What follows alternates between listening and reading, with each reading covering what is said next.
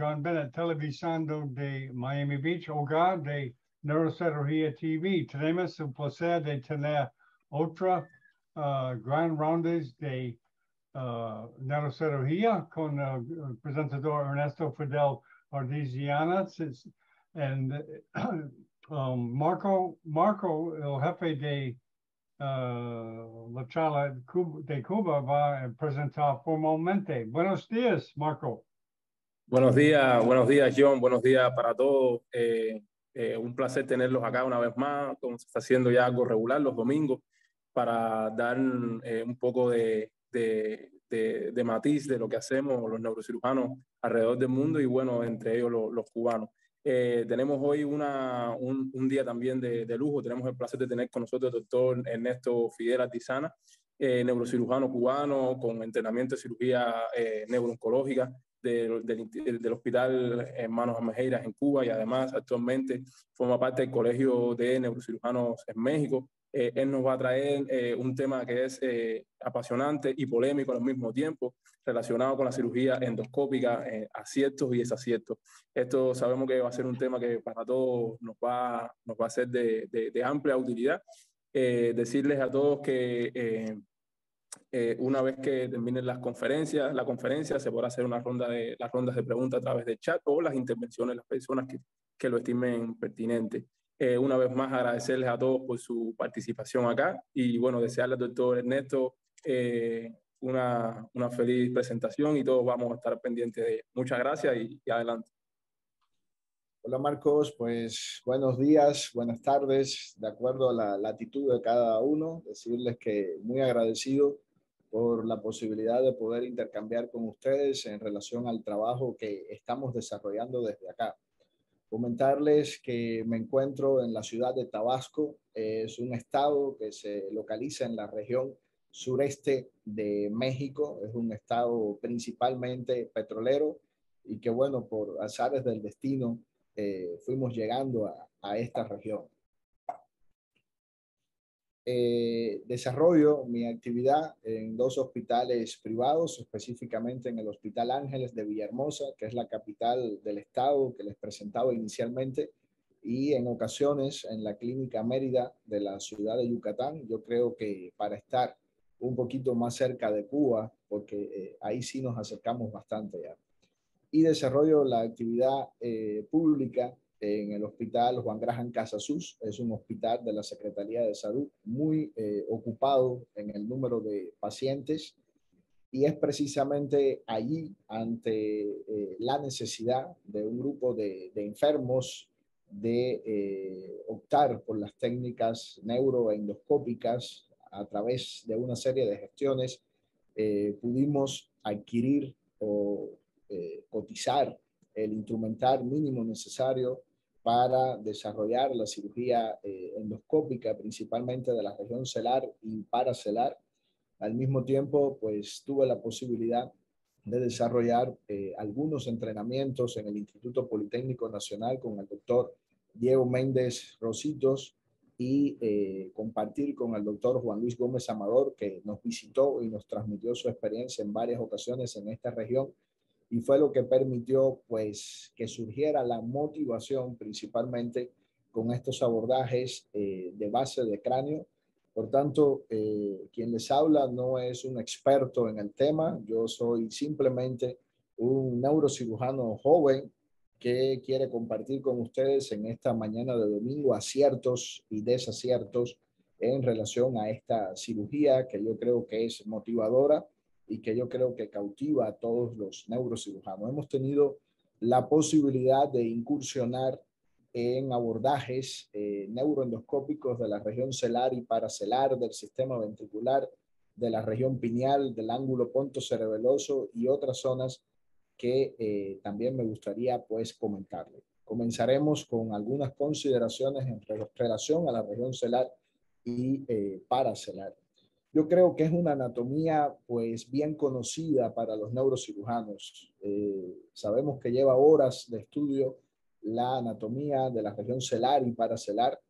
Es extremadamente compleja. Difícilmente en el ser humano, en el cuerpo, existe alguna otra zona con la complejidad anatómica de esta región, pero es de extraordinaria importancia conocer dentro de todo sus espacios venosos, porque los espacios venosos van a ser los nichos de asiento tumoral, o sea, va a ser la zona que principalmente infiltra el tumor y son las zonas donde hay que ir a buscar tumor para lograr las mayores resecciones posibles. Recordemos que clásicamente existían 4 espacios venosos. Estaría la porción venosa medial a la arteria carótida interna, la porción venosa lateral a la arteria carótida interna, y estaríamos hablando de un espacio venoso póstero superior a la rodilla posterior de esa arteria carótida interna y antero inferior a la rodilla anterior de esa arteria carótida interna. Hace poco se publicó un artículo de unos profesores argentinos que hablaban de un 5º espacio del seno cavernoso y o es un espacio que se sitúa encima del ántero inferior. La importancia de este espacio que ellos llaman espacio anterior es que se ha logrado identificar que es el sitio al cual llega la vena oftálmica superior, la vena oftálmica inferior, así como el seno del feno parietal, para vertir su contenido. Por tanto, es un sitio de llegada, de recibo de toda la sangre que se va a canalizar por ese seno cavernoso. Pienso que son elementos anatómicos básicos para poder, pues, salir a buscar estos tumores que nos infiltran muchas veces los senos cavernosos. Desde el punto de vista de los macroadenomas hipoficiarios, tanto su variante normofuncionante como hiperfuncionante, yo creo que es clave para tener aciertos, como lo dice el título de esta conferencia, la correcta planificación. Planificación que incluye el estado preoperatorio del paciente, la sustitución hormonal en el caso de que vengan con un panhipopituitarismo, y que incluye una serie de condiciones anatómicas que en definitiva, pues a los efectos del neurocirujano son de vital importancia. Y estaríamos hablando de las condiciones que tenga la nariz, por ejemplo, cómo se encuentran los cornetes, si hay o no hay hipertrofia, si existe algún grado de desviación del septum nasal, así como la cantidad y disposición de los tabiques del seno del fenoidal para su correcto drilado. Sabemos que esos tabiques nos llevan hacia la arteria carótida interna y por tanto hay que ser muy cuidadosos en todos esos aspectos. Igualmente, la distancia intercarotidia, que sabemos que en algunos casos es demasiado estrecha y eso pudiera propiciar pues un accidente transoperatorio. Igualmente, se ha hablado mucho de el diafragma celar, y es que hoy por hoy sabemos que el diafragma celar influye mucho en el crecimiento que pueda tener ese macroadenoma, de forma tal que si es un diafragma celar muy estrecho, hay cierta tendencia de que el macroadenoma crezca o se desarrolle hacia la pared medial del seno cavernoso, porque le es difícil pues crecer supracelar. Sin embargo, cuando se trata de un diafragma celar ancho, existe un desarrollo más acentuado hacia la porción supracelar y son estos adenomas grado C que muchas veces encontramos. Igualmente, la ubicación de los nervios ópticos, la relación del quiasma óptico, qué tan desplazado está por el tumor, dónde se encuentra su ubicación, y pues la ubicación de las arterias, tanto del sistema circulatorio anterior como del sistema circulatorio posterior. En el caso del sistema circulatorio anterior, importante en la planificación ver qué tan invadido está el seno cavernoso, importante ver en la planificación dónde se encuentra la bifurcación carotidia, qué relación guarda el tumor con las arterias cerebrales anteriores, y en el caso de la circulación posterior, pues las cerebrales posteriores y la basilar, que sabemos que son nuestra máxima preocupación, sobre todo para evitar lo que sería un accidente vascular, que es indiscutiblemente lo más temido que pueda haber. En este caso que acabo de presentar, yo creo que fue uno de los primeros casos que realizamos por acá. Me parece que quedó algo de resto tumoral, sobre todo en la porción más supracelular y en su porción dorsal. Y se ha establecido actualmente, pues, algo que he visto que el profesor Álvaro Campero ha defendido mucho y que es la barrera celular. Ahí les estoy mostrando el artículo del doctor, donde evidentemente existirían tres formas típicas: una barrera celular fuerte, como es el caso de esta región, donde tenemos la glándula, tendríamos la aracnoides por encima y el tumor se desarrolla debajo, de forma tal que cuando se extraiga el tumor, pues esa barrera celular nos va a proteger mucho de lo que pudiera ser la fístula del líquido cefalorraquídeo. Esto sería una barrera celular débil porque la glándula está ubicada totalmente en otro sitio, de forma tal que el tumor solo estaría protegido por la aracnoides, y esto sería lo que este grupo ha establecido como una barrera celular mixta, porque tiene una porción fuerte y una porción débil, lo cual también predispone a que puedan existir fístulas de líquido cefalorraquídeo. Y tener todo este conocimiento pues permite ser un tanto más cuidadosos con la nariz, como es el caso que les estoy presentando ahorita, donde no fue necesario realizar turbinectomía media y donde solo hicimos un corte de mucosa desde el receso esfenohemoidal hasta el borde superior de la coana, teniendo mucho cuidado de no lesionar las arterias septales, que son ramas de la arteria esfenopalatina, por si fuera necesario en algún momento, pues tomar un colgajo de rescate o realizar un naso septal flap porque hubiéramos tenido una fístula de líquido cefalorraquídeo. Se drila el rostrum esfenoidal y se desplaza hacia el lado contralateral, permitiendo un acceso perfecto al seno esfenoidal para poder hacer un trabajo pues cuidadoso con el tumor. Estamos viendo en este momento la disección del tumor de la aracnoide, el aspirado gentil con la mejor visualización que se pueda obtener de la región. Sabemos que lo que no se ve, pues no se puede realizar. Y bueno, finalmente, pues una visión dentro de la irrigación para ver el latido que sea efectivo y pues que no nos haya quedado resto tumoral. Se coloca material hemostático y no hacemos absolutamente más nada en este caso donde no existió fístula de líquido cefalorraquídeo. Ya está demostrado que epiteliza muy bien el interior del seno esfenoidal. Se coloca nuevamente el cornete medio en correcta posición y se conservó totalmente el septum nasal con su mucosa.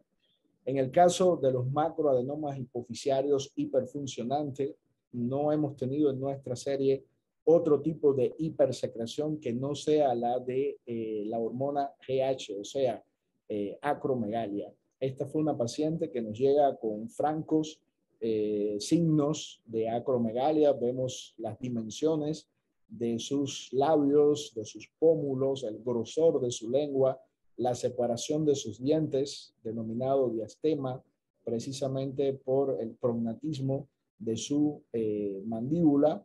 Y pues cuando observamos la resonancia, no existía un adenoma grande, era un adenoma pequeño, típico de estos pacientes con acromegalia por el hecho de que son muy sintomáticos y el paciente enseguida busca alguna explicación para estos síntomas.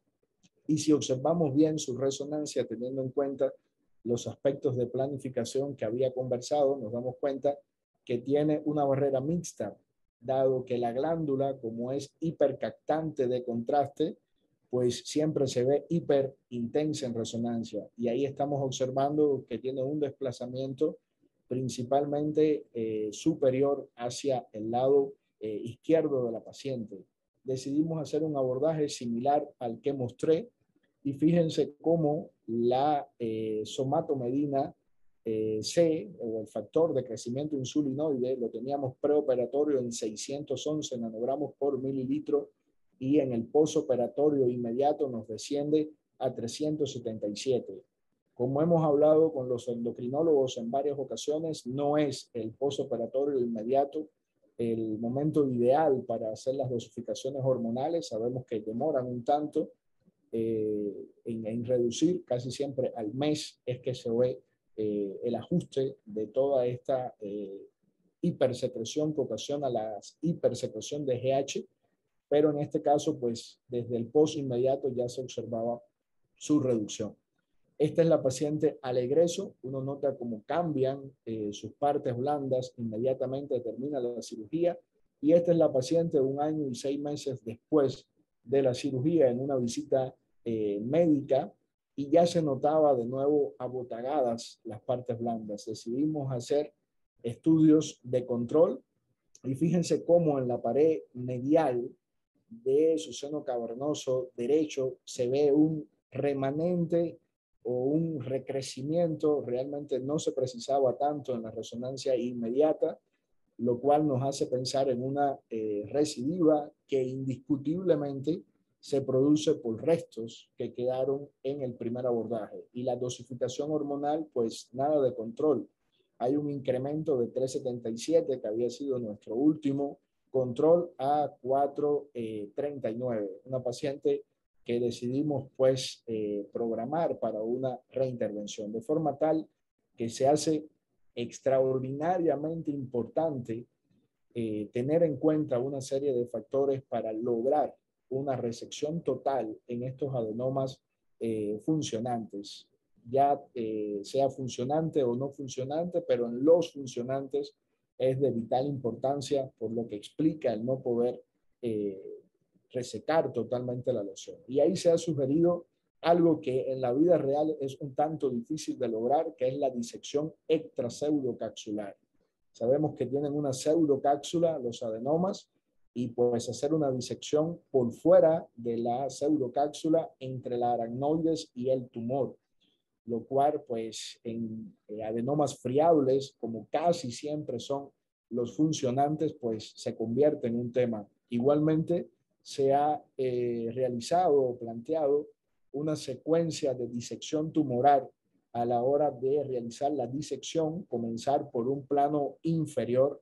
Este plano inferior nos va a permitir trabajar lo que sería el dorso celular para que todo lo que tenemos encima de tumor no caiga hacia abajo y no nos ocluya la visión. Por tanto, cuando se trabaja el plano inferior es muy importante llegar hasta lo más alto, por decirlo de alguna forma, hasta la porción más cefálica del adenoma, para que esa porción pues quede lista.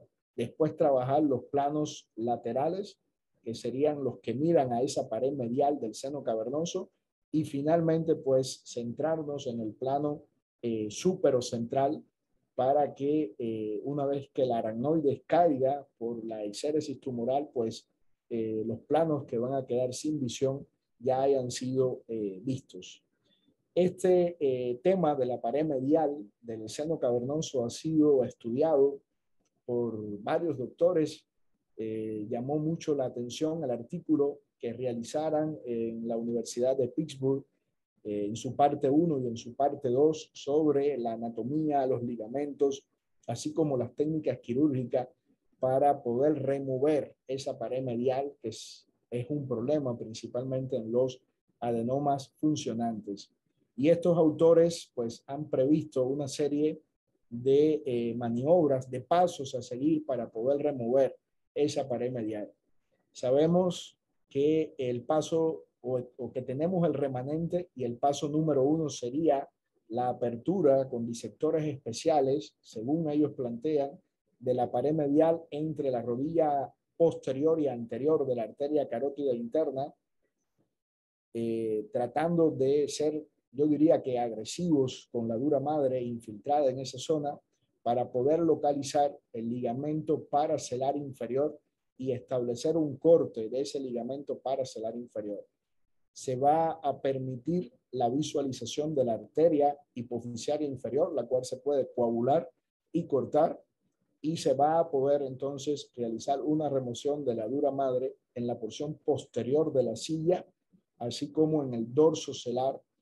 Igualmente, realizar un corte lateral a la glándula hasta la porción que habíamos estado disecando, identificar el ligamento carótido clinoideo, realizar corte del mismo, cortar sus fibras profundas y finalizar el corte lateral a la glándula que habíamos realizado para que quede libre esa porción de pared medial del seno cavernoso. Esto pues indiscutiblemente lleva muchas horas de laboratorio, lleva mucho entrenamiento, pero ya está siendo motivo de estudio y ya hay pues técnicas previstas para poder eliminar esa pared medial que muchas veces queda infiltrada y es la causa de que estos pacientes pues mantengan los síntomas. Este es otro caso de macroadenoma hipoficiario hiperfuncionante, es una paciente acromegálica también. Fíjense que desarrollamos un abordaje endonasal endoscópico estándar a la silla, siendo pues obsesivos con lo que pudiera ser la resección del tumor, y a esta paciente pues sí logró total normalidad de los parámetros bioquímicos. La somatomedina C entró en 1099 nanogramos por litros y después de la resección logró disminuir a 248 nanogramos por litro, lo cual se encuentra dentro de los valores de referencias. Ahí veíamos al doctor Rey de la Herrera, neurocirujano cubano, con el cual también hemos pues compartido por acá. En nuestra serie tenemos un total de 22 pacientes. En la relación entre femeninos y masculinos han sido 16 mujeres con 6 hombres. La edad promedio es de 44 años.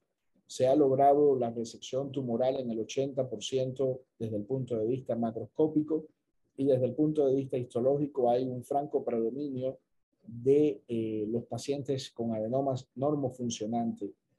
Hemos tenido 5 prolactinomas sin criterios de cirugía y 3 acromegalia, de la cual les estuve presentando 2. Estos son precisamente la distribución de nuestras complicaciones. Hemos tenido panhipopituitarismo, hematomas del lecho operatorio 3, tenemos la diabetes insípida y la fístula de líquido cefalorraquídeo, la hemos visto en 2 pacientes. Por tanto, han sido nuestros desaciertos. Yo pienso que cuando uno realiza una cirugía de adenoma hipoficiario, lo que más quiere ver al final de su procedimiento es precisamente esto, ¿no?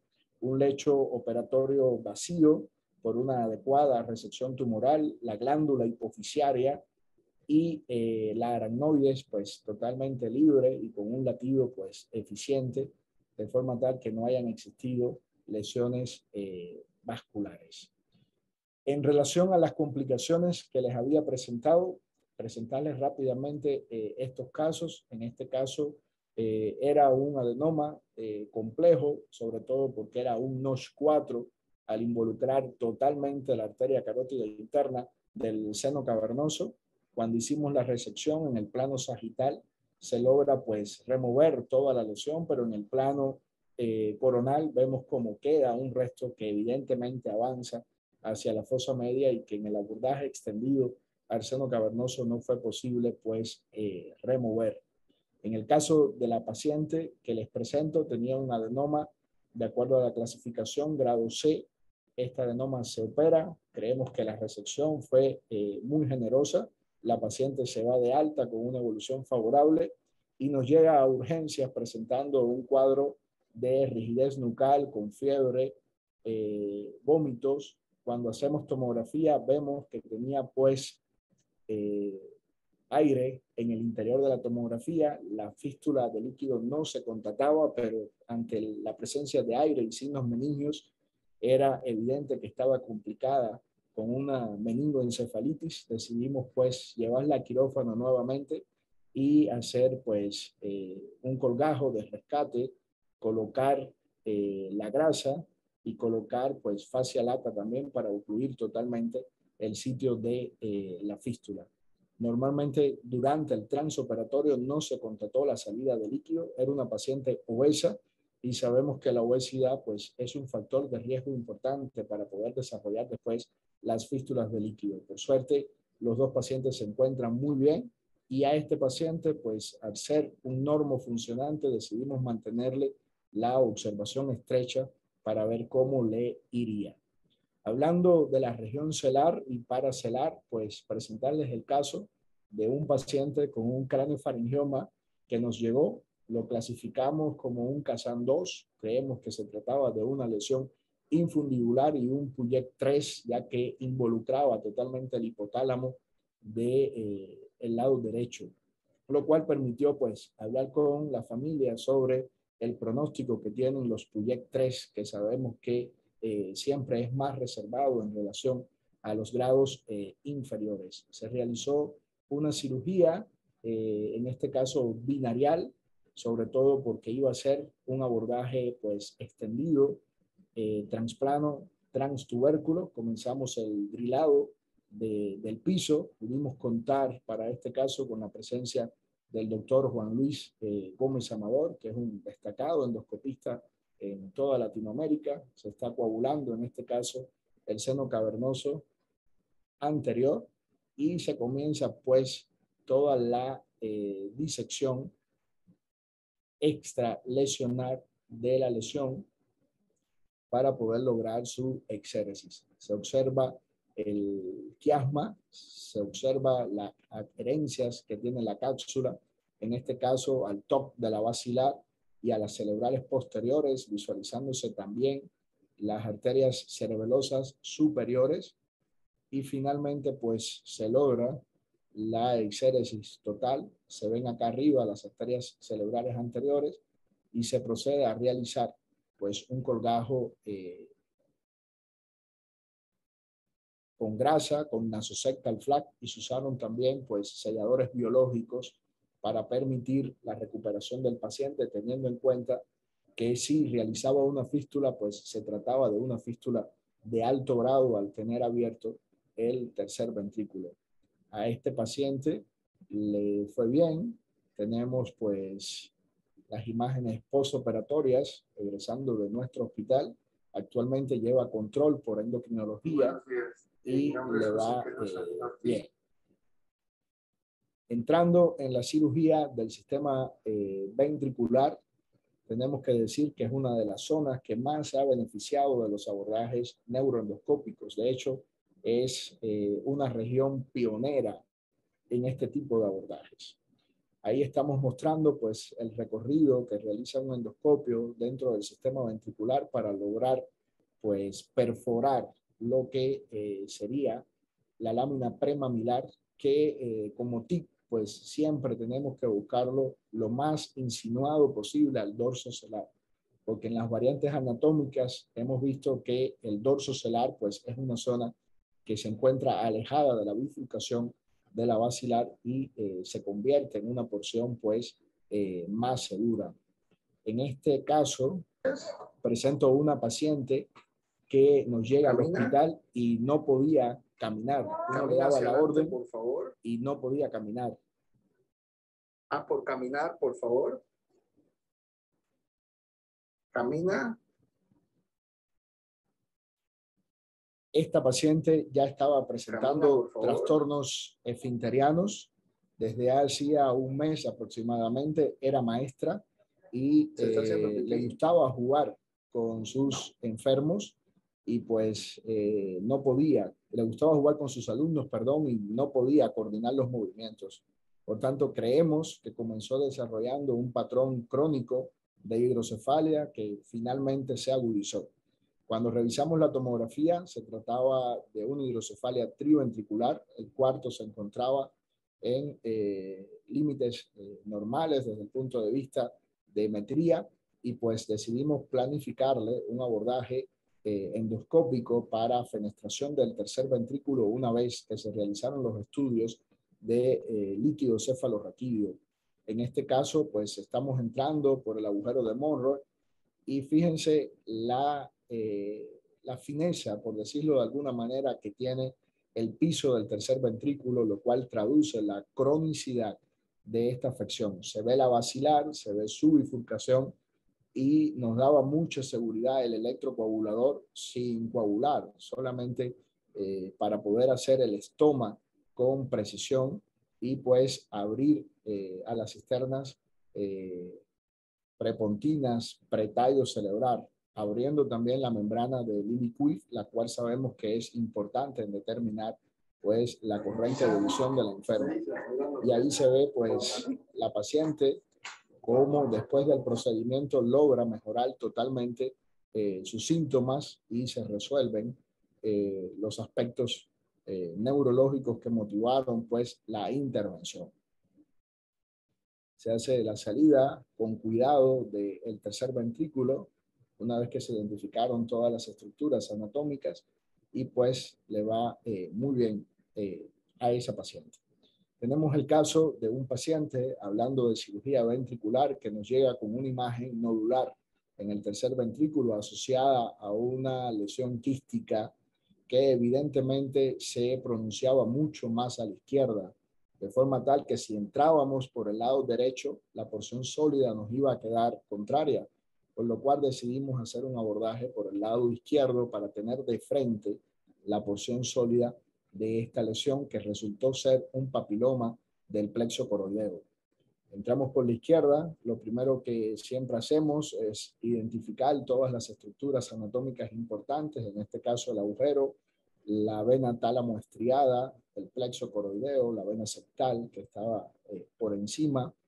Y fíjense cómo este agujero de Monroe estaba ocluido precisamente por la pared quística que les estaba presentando. Fue necesario coagularla, perforarla, para poder entrar al tercer ventrículo y visualizar un tumor que aparentemente sí parecía tratarse de un papiloma de plexos coroides. Se lograba coagular con... empezamos una disección tumoral progresiva hasta lograr pues la mayor resección. Sabemos que estaban involucradas las paredes hipotalámicas y teniendo en cuenta que este quiste podía afectar el agujero de Monroe contralateral, se decidió hacer finalmente una sectostomía para tener comunicados ambos lados y con control total de la hemostasia pues poder salir. Le fue muy bien a este enfermo. Fíjense en la resonancia postoperatoria como ya no se observa la porción tumoral y hay un refuerzo de todas las paredes del tercer ventrículo que pueden ser perfectamente pues cambios cicatrizales en relación con el abordaje. Hemos tenido la oportunidad de abordar también la región pineal con estas técnicas neuroendoscópicas y en este caso, si recordáramos elementos anatómicos, vuelvo a hacer énfasis en los elementos venosos. Sabemos que es una región de alta complejidad, pero no creo que exista nada más importante que el cuidado de los elementos venosos en esta zona. Recordemos que vienen por el techo del tercer ventrículo las venas cerebrales internas, derecha e izquierda, que ambas se unen a la vena basal de Rosendahl para formar la gran vena de Galeno que vierte sangre al seno recto. Y son estructuras pues que no deben sufrir porque pueden poner seriamente en riesgo la vida de nuestro paciente. Presento el caso de un paciente con una lesión pineal. Esta lesión tenía tamaños considerables. Hicimos los marcadores tumorales previos a la cirugía. No existieron aumento de los marcadores tumorales en líquido cefalorraquídeo, por lo cual decidimos pues planificar un abordaje un abordaje endoscópico. En este caso sería supracerebeloso infratentorial a la región pineal. Como desacierto en este caso creo que fue un poco extensa la craniotomía, podía ser mucho más medida la craniotomía. Ahí se ve el efecto catedral que está descrito en este tipo de abordaje, que es precisamente la unión de las dos hojas de la dura madre del tentorio y cómo se coagula pues la porción central para comenzar con la disección progresiva de este tumor. Es un abordaje en equipo. No creo que sea un tumor para un solo neurocirujano. Tenemos que tener un buen socio que nos permita tener una adecuada visibilidad en relación a poder dar cámara, en relación a usar un banco para que el ayudante que esté dando la cámara pues quede por encima del cirujano que está trabajando, porque existe una relación compleja en cuanto al hombro del cirujano y el que está dando la cámara, y finalmente pues se observó el tercer ventrículo abierto. Este fue un paciente que le quedó un remanente tumoral. Fíjense que es una porción que está en íntimo contacto con las estructuras venosas que había realizado, y teniendo en cuenta la filosofía de la radiocirugía y que existe la radiocirugía, pues decidimos no arriesgar la vida del enfermo y llevar este paciente a recibir tratamiento radiante. Vemos al enfermo, pasó por un proceso de recuperación que incluyó la realización de traqueostomía, pero finalmente pudo salir de la terapia, pudo salir de su hospitalización y se encuentra hoy bien, sin ningún tipo de eventualidades. Hemos podido incursionar también en el ángulo pontocerebeloso, específicamente en los casos de descompresión del nervio trigémino, específicamente de las bandas aracnoideas y de los vasos sanguíneos. Era una paciente que no presentó mejoría de ningún tipo con su tratamiento médico, y pues decidimos hacer el abordaje al ángulo pontocerebeloso. Me ayudó el doctor Manuel Eduardo Soto García, mi maestro, un excelente neurocirujano por acá, mexicano, con el cual pude pues compartir tanto el caso anterior como este. Y pues una vez que se logra la descompresión de la fosa posterior, ya tenemos acceso a la cara pues petrosal del ángulo, y podemos hacer pues el trabajo fino de microcirugía para ir identificando todos los elementos. Sabemos que el nervio trigémino está pues medial al facial, o sea, está más profundo en lo que es el abordaje al 7 y al 8, y se pudieron identificar la vena petrosa, que no fue necesario coagular, simplemente se quedó retraída para poder comenzar pues la disección de ese nervio y la separación de las estructuras vasculares, que se hace difícil porque en este caso nos quedaban medial al sitio del abordaje. Ahí veo cómo se separaron esas estructuras, cómo estamos colocando la banda de teflón que nos va a aislar el nervio trigémino, y finalmente pues se hace algo de neuropraxia, precisamente como está descrito durante un minuto, para disminuir también pues la sensibilidad de las fibras. A esta paciente le fue bien, en su abordaje hubo control total del dolor. Entrando en otras zonas, pues sabemos las ventajas de los abordajes endoscópicos para el manejo de la fístula de líquido cefalorraquídeo. Este era un paciente que sufrió, o es un paciente que sufrió un trauma cráneoencefálico, y después del traumatismo, que fue frontal, comienza con una salida de líquido. En su imagen preoperatoria se observa una solución de continuidad de la lámina cribosa del etmoide, sobre todo en la vista sagital. No se visualiza tanto en la vista coronal, pero pudimos identificar el sitio de la salida de líquido. Se hizo un colgajo nasosectar por un abordaje unilateral, o sea, por un solo lado, y solo se abrió el seno efenoidal de ese lado para que no fuera a tener problemas posteriores de ventilación del seno efenoidal. En el postoperatorio, pues le fue bien a este enfermo, asistió a consulta, totalmente recuperado, guardó su reposo absoluto y no volvió a presentar pues más salida de líquido cefalorraquídeo. Este fue el caso de un meningioma subtemporal. Yo creo que es un caso altamente complejo. Era una paciente testigo de Jehová. No podía usar sangre. Es su derecho, pues, tener este grupo de consideraciones. Y decidimos, pues, planear un abordaje asistido por endoscopía, donde se hizo, pues, una craniotomía transigomática para estar bien basal, o sea, entrarle bien por la base y tener, pues, el control de toda la aferencia de esta lesión. Ahí se está viendo la arteria meningia media. Estamos buscando la banda meningo-orbitaria, que sabemos que tiene que ver con la fisura orbitaria superior, se coagula, no la cortamos porque nos dimos cuenta que no nos era necesario. Y fíjense cómo se extrae un tumor prácticamente avascular, precisamente por los beneficios de haberle entrado bien basal, no por arriba con toda la irrigación permanente. Yo creo que en este caso el endoscopio fue un instrumento auxiliar que nos permitió pues tener una visualización desde ángulos y perspectivas que tal vez con el microscopio hubieran sido posibles, aunque creo que es un caso que le pudiera haber ido muy bien también con el microscopio. A la paciente pues le fue bien. Observen cómo usamos grasa porque ayuda mucho a contener la fístula de líquido.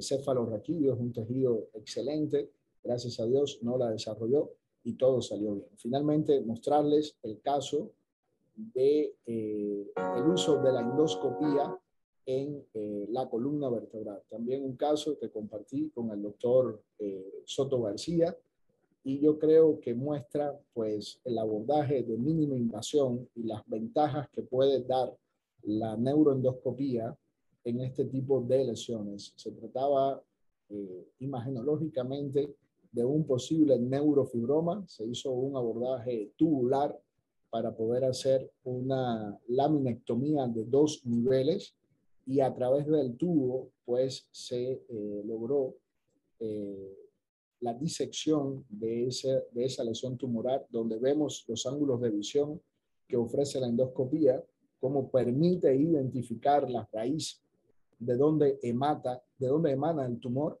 y nos permite pues coagularla para posteriormente cortarla, dando una visión extraordinaria.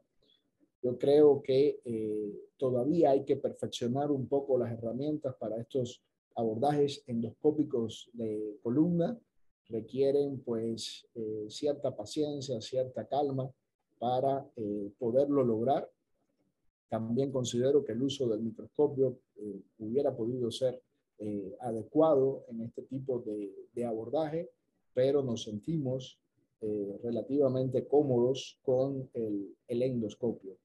Yo creo que la parte más compleja estuvo en relación a el cierre dural de este tipo de lesiones, ya que se hace pues complejo a través del tubo, del endoscopio, pero con una técnica adecuada de sutura a través del tubo y tener disectores para poder bajar el hilo, se logra pues ese cierre dural, como se está observando acá en el video, y realmente no existió fístula de líquido cefalorraquídeo y se pudo hacer toda la cirugía a través de una incisión de 2 centímetros. Ahí se observan los sitios de hemilaminectomía, lo cual garantiza pues una adecuada conservación de los elementos estructurales de la columna y por tanto de su estabilidad. La paciente se encuentra muy bien en estos momentos. No podía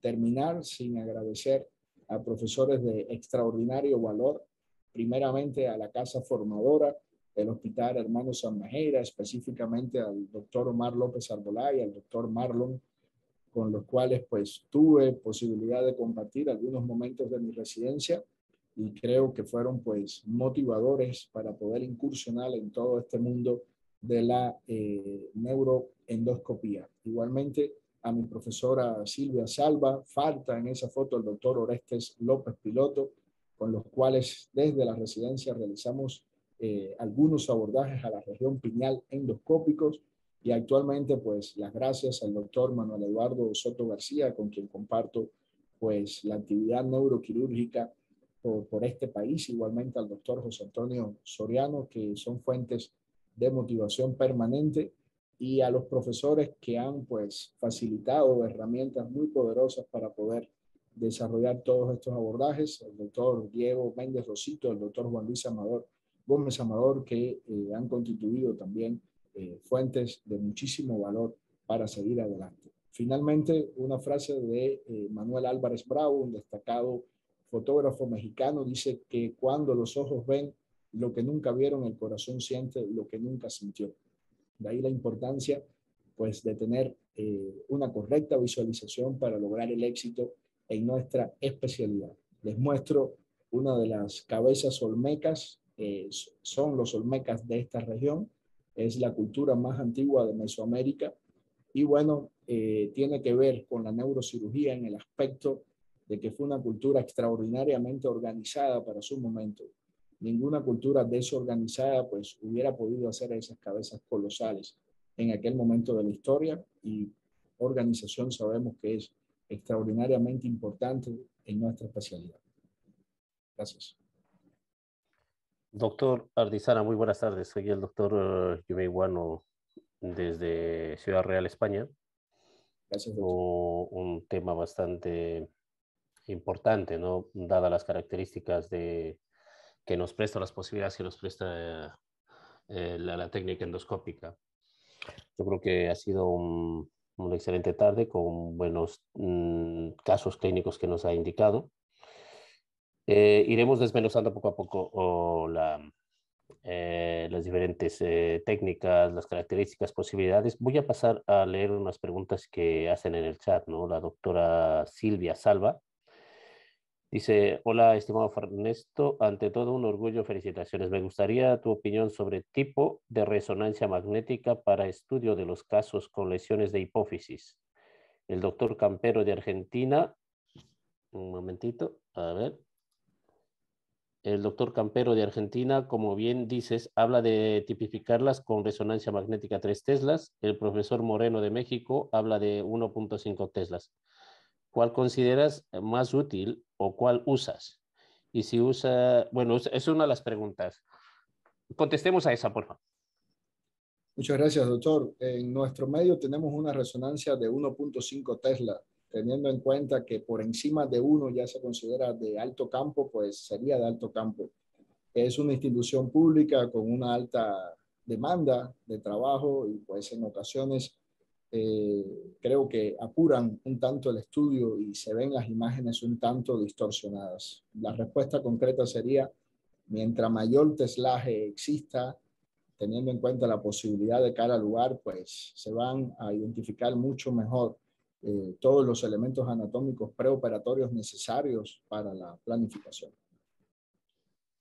Bueno, tal vez en ese aspecto, ¿no? O sea, si el utilizar 1.5 teslas o 3 teslas, si tomamos en cuenta que anteriormente se utilizaba 0.5, 0.4, 0.5, después posteriormente un tesla, yo creo que donde mayor mente podría incursionar o tal vez ser tomada en cuenta en este caso la resonancia magnética de 3 teslas, probablemente son en los casos donde existe mayor duda, ¿no?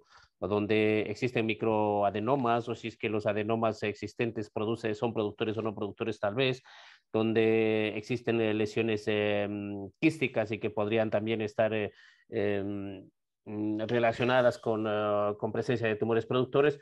O sea, yo creo que el de 3 Tesla sería específicamente cuando existe o no mayores dudas, porque con la resonancia magnética de 1.5 Teslas, automáticamente con las distintas secuencias que se pueden utilizar, podrían ser completamente suficientes para la categorización, clasificación de cualquier tipo de adenoma. Yo creo que por eso la diría. De pronto, si alguien dice, por ejemplo, para definir o categorizar la extensión, la invasividad de las lesiones tumorales hacia las regiones paracelares, tal vez podríamos tener para mejorar un poco la visión a nivel de los senos cavernosos, tal vez, pero yo creo que con el de 1.5 teslas podríamos trabajar tranquilamente.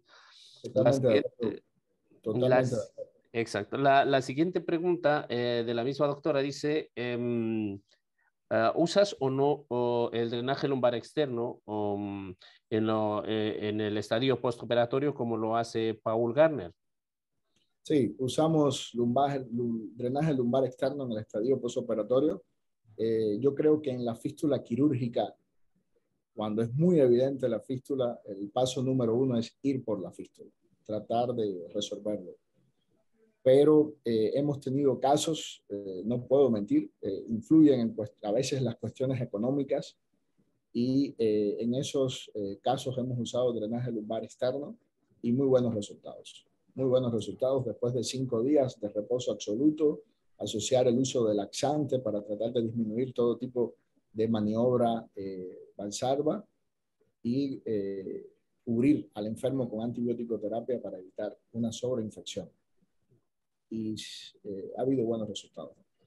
Dentro de eso, por ejemplo, cuando utilizas, yo por ejemplo no uso drenaje lumbar.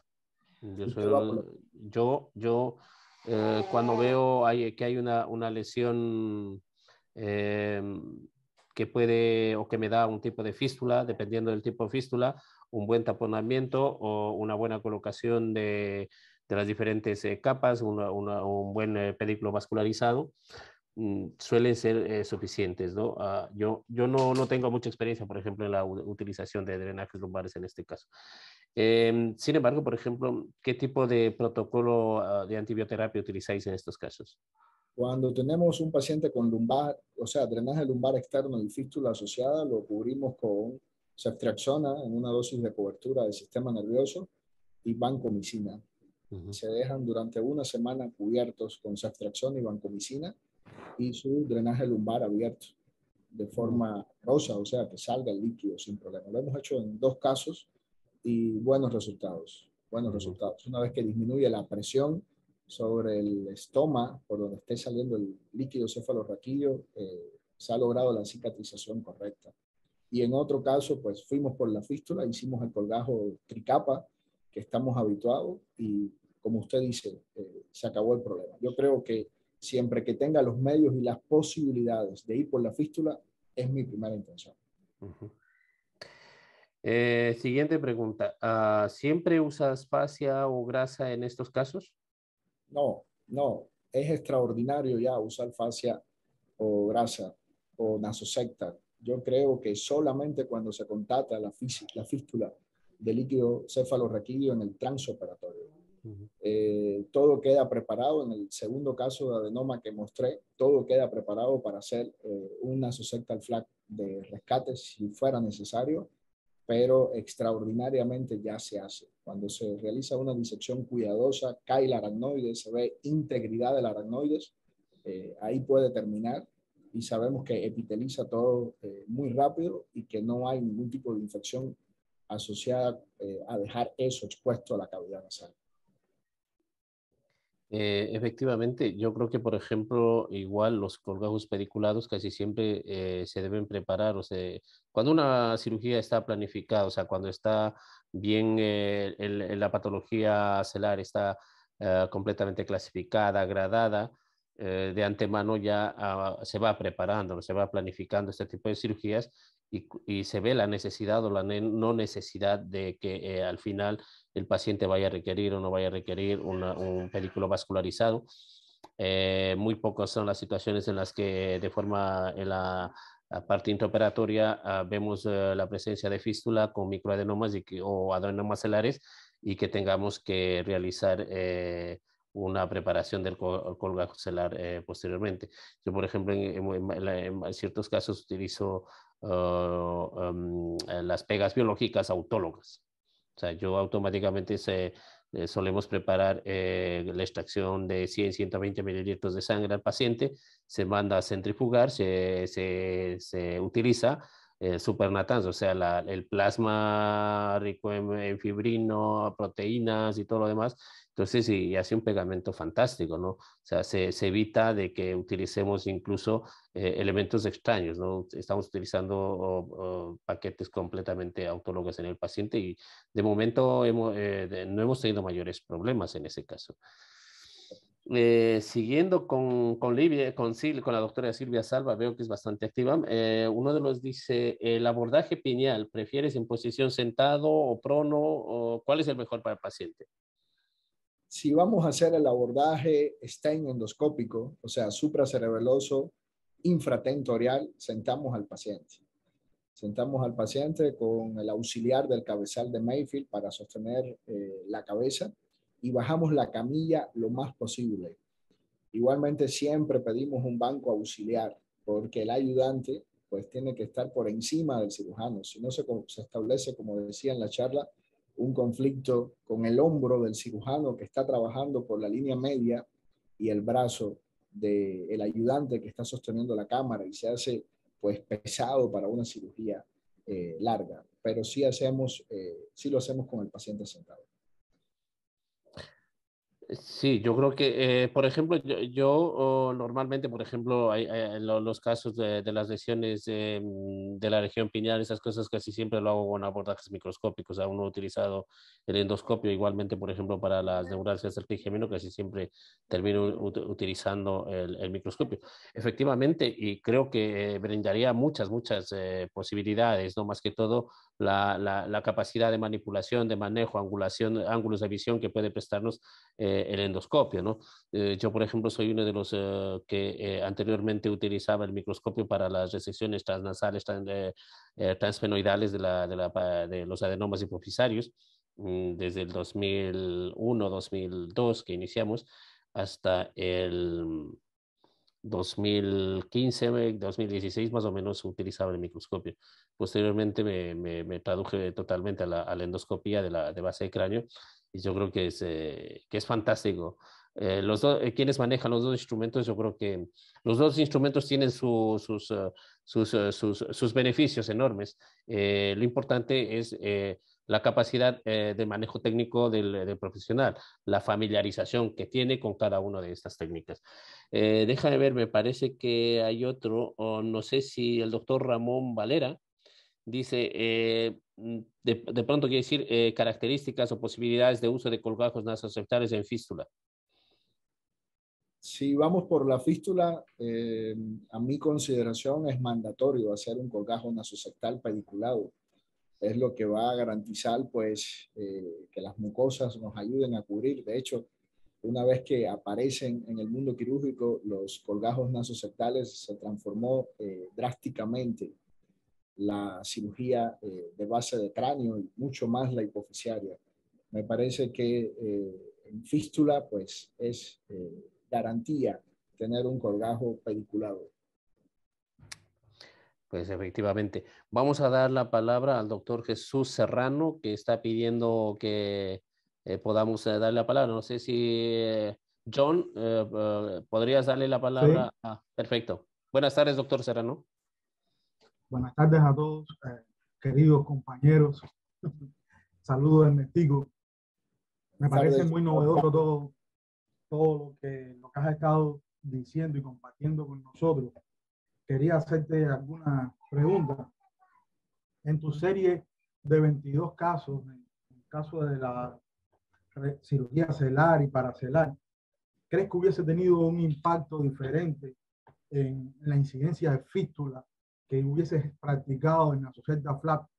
En todo, creo que ya me respondías a esa pregunta ahorita cuando estabas hablando, pero realmente llama la atención, es algo interesante. Sabes que acá en la escuela cubana siempre no suele dejarse la aracnoide comunicada ahí con el lecho quirúrgico, y me pareció bastante novedoso este enfoque que nos brindabas en este aspecto. Lo otro que quería más o menos que me esclarecieras es si lograste identificar en el caso de la hidrocefalia triventricular la causa. ¿Cuál fue la causa? Si se logró identificar cuál fue, solamente para compartirla con nosotros, sin ningún otro tipo de pregunta al respecto. Y en el caso del meningioma subtemporal de la paciente testigo de Jehová, si usaste alguna terapia de tipo propranolol, la embolización preoperatoria, para tratar de disminuir la pérdida sanguínea, o solamente la estrategia estribó sobre abordarlo bien en la base, como habías expuesto. Solamente eso. Muchas gracias, Ernesto. Un saludo para todos. Doctor, me da mucho gusto saludarlo, lo recuerdo perfectamente. Es un placer que esté por acá con nosotros. Le comento en relación a su primera pregunta, pues creo que ya hemos estado hablando sobre el uso del nasosectal. Coincido totalmente con usted. Sabemos que existe pues un hábito en nuestro país de hacer el nasosectal. Me parece una medida tal vez profiláctica en relación a lo que podía pasar si no se queda el nasosectal colocado. Cuando llego a este país y empiezo pues con el intercambio con otros profesores, pues excepcionalmente se realiza el nasosectal. y empieza a ser una preocupación el cuidar la nariz. El cuidar la nariz les empieza a preocupar a los doctores. Y entonces, pues, turbinectomía media es solamente en una nariz que nos brinde un acceso muy poco efectivo, colgajo solamente cuando se contacta la salida de líquido cefalorraquídeo. Cuesta trabajo a veces entender que se epiteliza muy rápido el seno esfenoidal y que no hay infección sobreañadida del aracnoides ni del tejido hipoficiario que se mantiene en contacto con toda la cavidad nasal, generalmente relacionado con el parche hemático que el microsangrado pues, de la manipulación de la región genera, y les va bien a los enfermos. No es solo mi modesta casuística, como te decía, yo apenas estoy empezando. Les va bien en artículos publicados, sobre todo en relación al tema, o sea, cuándo realizar un colgajo de rescate. Hay varios textos ya de ciencia constituida. Y en relación al caso que me preguntabas de la paciente del meningioma, pues tuvimos la posibilidad de contar con una máquina de recuperación celular. Esa máquina pues procesa todo el tejido sanguíneo que se está aspirando durante la cirugía. No realicé embolización preoperatoria porque creo sinceramente que cuando atacamos los meningiomas por la base, como se demuestra en el video, quedan totalmente desvascularizados. Y la otra estrategia que usamos fue una autotransfusión. O sea, que la paciente, un mes previo a la cirugía, donara sangre para ella y se le guardara su sangre en el caso de que fuera necesario. Y con esas dos premisas de la máquina de recuperación celular y la autotransfusión, pues entramos a la cirugía. Y habías hecho otra pregunta, discúlpame.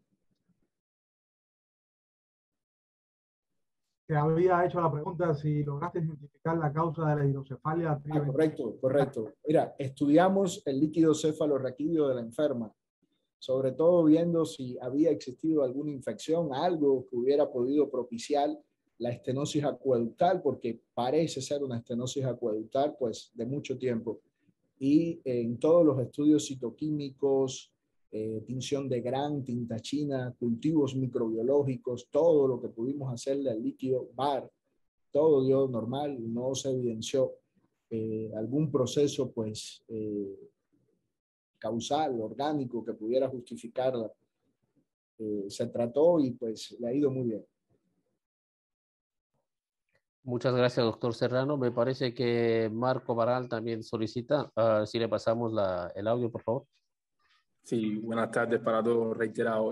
Primero agradecerle, doctor Ernesto, por la espectacular conferencia, porque creo que como ha ido siendo lo típico ya en las conferencias que se están dando acá, se está siendo bien sincero a la hora de reportar la casuística de cada uno de nosotros, y eso, la sinceridad es lo que considero yo primero se premia, porque la sinceridad y la honestidad, que a muchas veces los neurocirujanos nos cuesta trabajo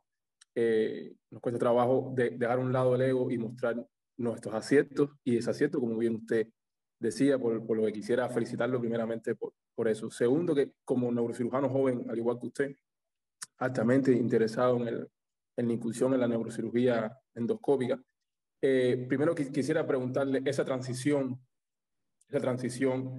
hacia la neurocirugía endoscópica, ¿cómo usted la vio, ¿no? Desde el punto de vista no solo científico, sino desde el punto de vista personal, o sea, incursionar en cambiar primero la mentalidad desde el punto de vista que vamos caminando desde una era, no es que uno va avanzando y no es que uno va dejando la microcirugía, sino que uno va avanzando con la dialéctica de la vida, ¿no? Que uno se va reinventando. Y uno de esos procesos es el avance, no de la microcirugía, la endoscopía, sino de la utilización de una herramienta a otra, porque creo que la endoscopía sigue siendo un principio microquirúrgico con una herramienta en una dimensión diferente a la hora de la visualización.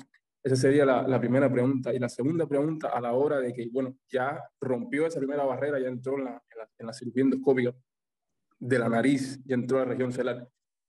¿Qué considera usted que le es más complejo a la hora de manejar un macroadenoma no funcionante o un microadenoma? Ese mismo GH que usted ponía, que los microadenomas, los GH son un dolor de cabeza para los neurocirujanos que hacen endoscopía a la cavidad, a la hipófisis, pues lo sabemos toda la complejidad que tiene la cirugía del GH, que muchas veces pensamos que es una cirugía pequeña porque es un microadenoma y muchas veces se convierte en una cirugía más compleja.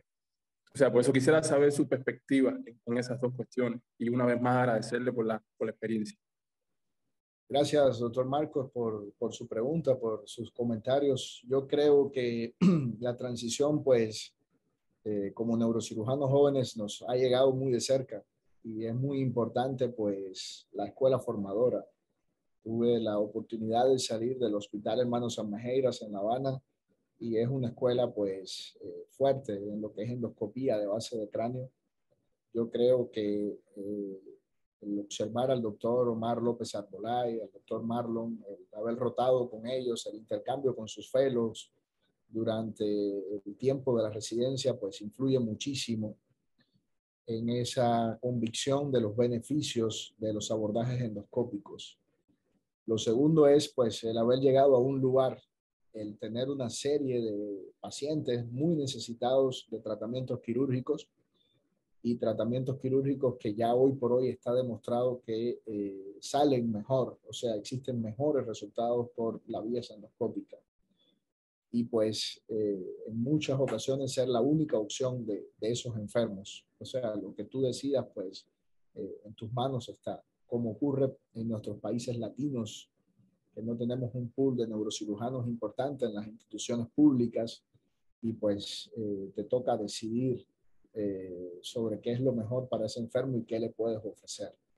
Yo creo que el compromiso con ofrecer lo mejor a tus enfermos fue lo que generó, como decía al inicio, la motivación para salir pues a buscar lo que me faltaba, porque yo en verdad había hecho neuroonco en La Habana, llevaba la línea de neurooncología durante 2 años y por tanto una casuística de gliomas, metástasis, manejo integral con nuestra consulta central de tumores y me aparto de todo eso en busca de salir a buscar las primeras herramientas, ¿no? Para poder hacer algo endoscópico. Pero es una transición, doctor Marcos, que para un neurocirujano joven se puede sin problema. Y la visión siempre tiene que ser que el endoscopio es una herramienta más. Es una herramienta más, como siempre se ha dicho en estos seminarios, en todos los forums.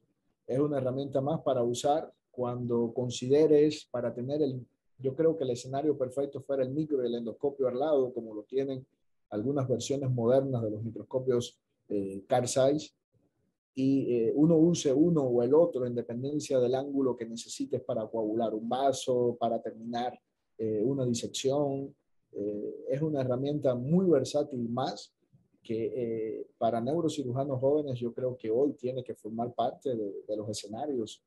O sea, no debe ser extraordinario saber hacer un adenoma. Yo creo que saber hacer un adenoma endonasal endoscópico debe ser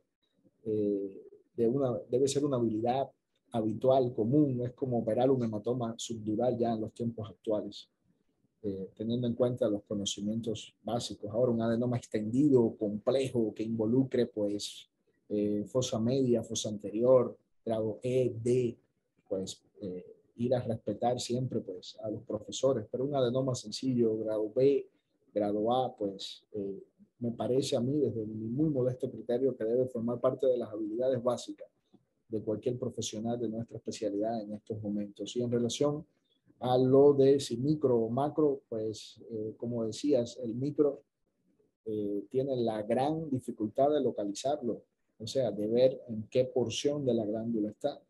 Uno sabe que hay una distribución histológica de los acinos glandulares dentro de la hipófisis, pero en la vida real, pues no es fácil poderlo localizar. Y ese es el gran reto. El macro tiene la dificultad, pues, lograr la exéresis total. Les comentaba todo lo que se está haciendo en aras de poder lograr las resecciones mediales de la pared medial del seno cavernoso, que casi siempre es la que se queda infiltrada por ese tipo de tumor. Y constituye pues un reto. Me parece que es más complicado para iniciar sobre todo el micro. Es mi modesto criterio. Efectivamente, yo creo que siempre, o sea, la utilización o la transmisión del micro al endoscopio, yo creo que es utilizar las habilidades ganadas en la técnica microscópica y añadirles las ventajas que nos permite la endoscopía, pero siempre en el marco de, no todo es endoscopía tampoco, ¿no? O sea, saber utilizar la técnica en el momento adecuado y en los casos adecuados. Antes de pasar a darle la palabra a dos compañeros que están solicitando, me gustaría hacer hacer partícipe de dos preguntas, ¿no? Me parece que una de ellas ya las contestaste durante la conferencia, pero te los hago. El doctor Ramón Valera dice, saludos doctor, ¿qué complicaciones ha tenido usted en abordaje endonasal? Bueno, como decía, los habíamos visto, están en relación a fístulas de líquido cefalorraquídeo en unos 3 pacientes. Tenemos 2 hematomas del lecho operatorio. Gracias a Dios no tenemos ruptura de la arteria carótida interna ni de ningún otro vaso intracraneal. No tenemos fallecidos todavía en relación con el abordaje. Y no tenemos neumoencéfalo tampoco significativo postoperatorio. Yo creo que se reúnen a hematomas del lecho, a fístulas de líquido cefalorraquídeo. Son básicamente las complicaciones que más se nos han presentado. Muchas gracias. Doctor John, si por favor le pasamos la palabra al doctor Dairon Douglas Calvo. Por favor.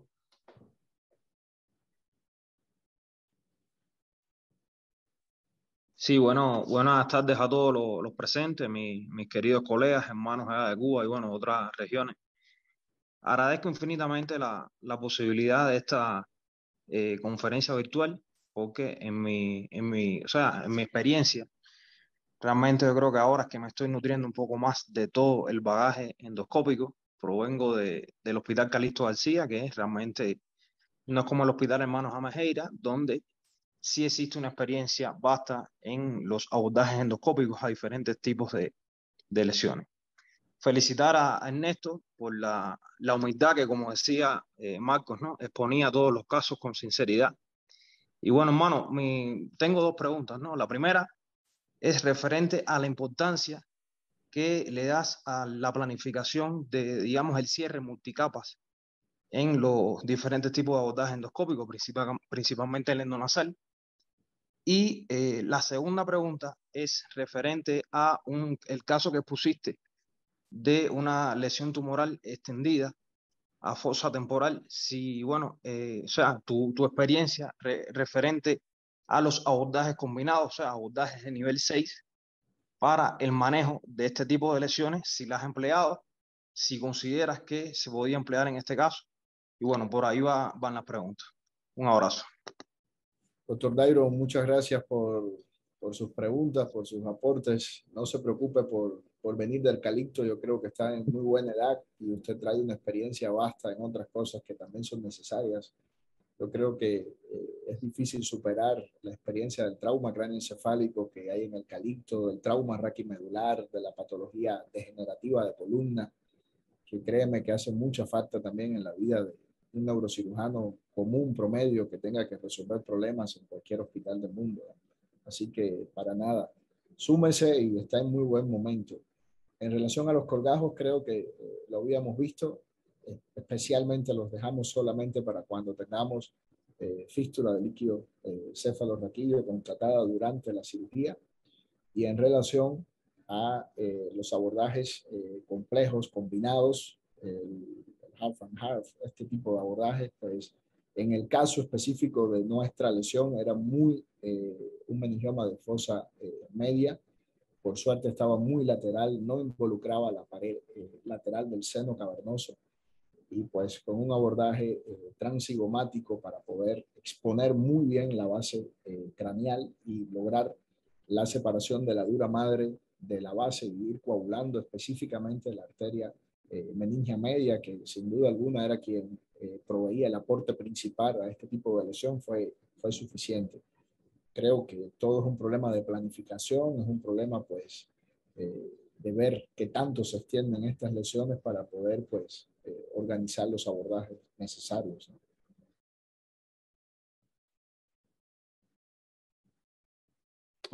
Vamos a darle la palabra, John, al doctor Alejandro Coronado, que también nos quiere comunicarse, por favor. Gracias por todo. Bueno, tú siempre has hecho maravillosas conferencias. Gracias por transmitirnos, como tú dices, tu humilde experiencia, porque como tú sabes, somos jóvenes y la experiencia va a ir haciendo al neurocirujano poco a poco.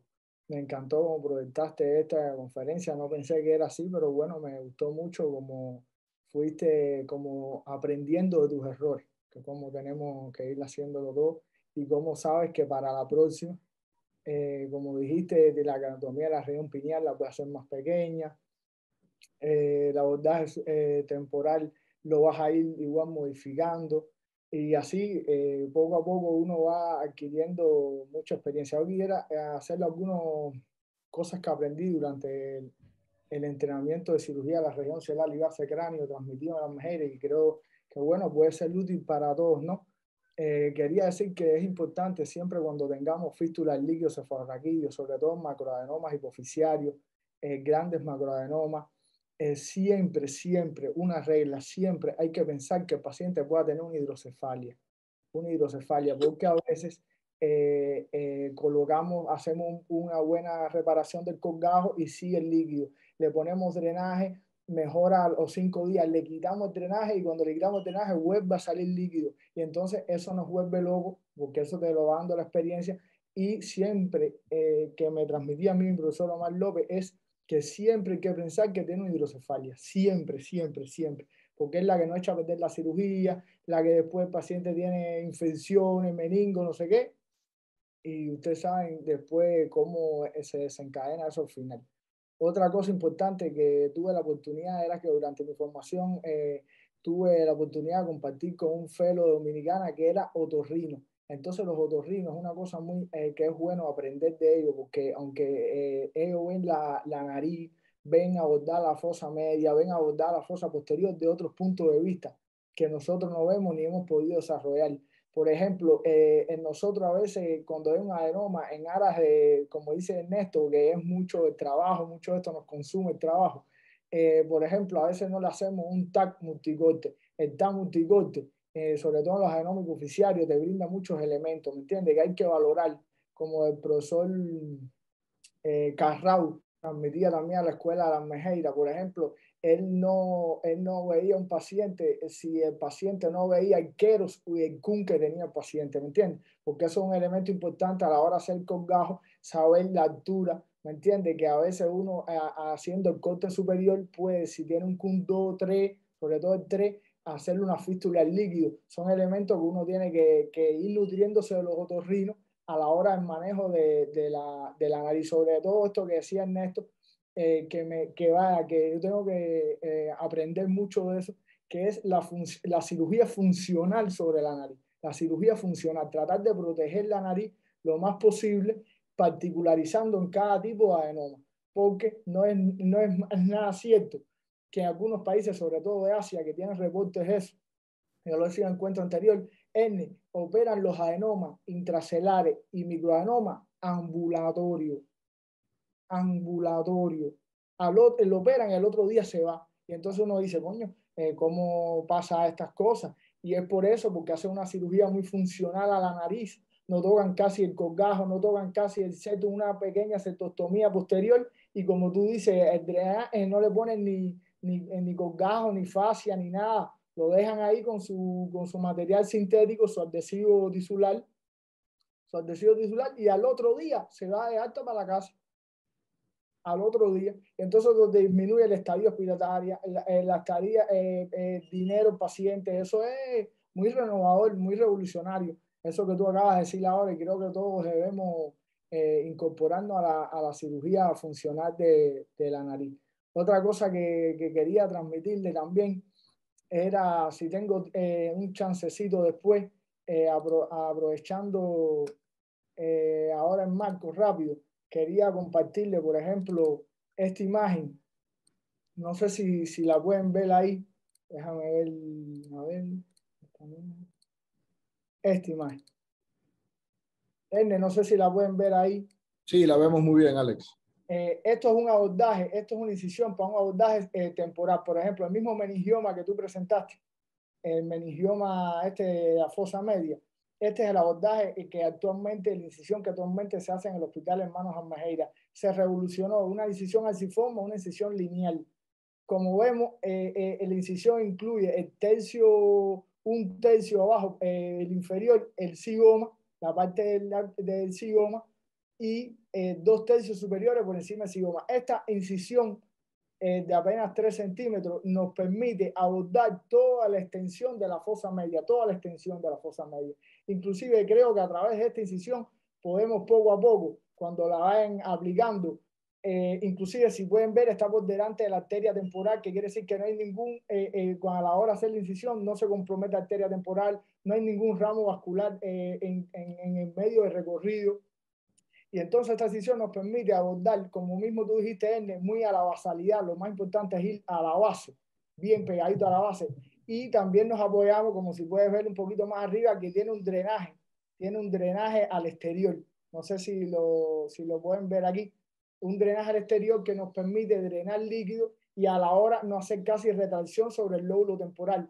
Y nos permite un acceso importante y amplio a toda la fosa, a toda su extensión, inclusive a posiciones de la unión del seno cavernoso con el apex petroso, por ejemplo.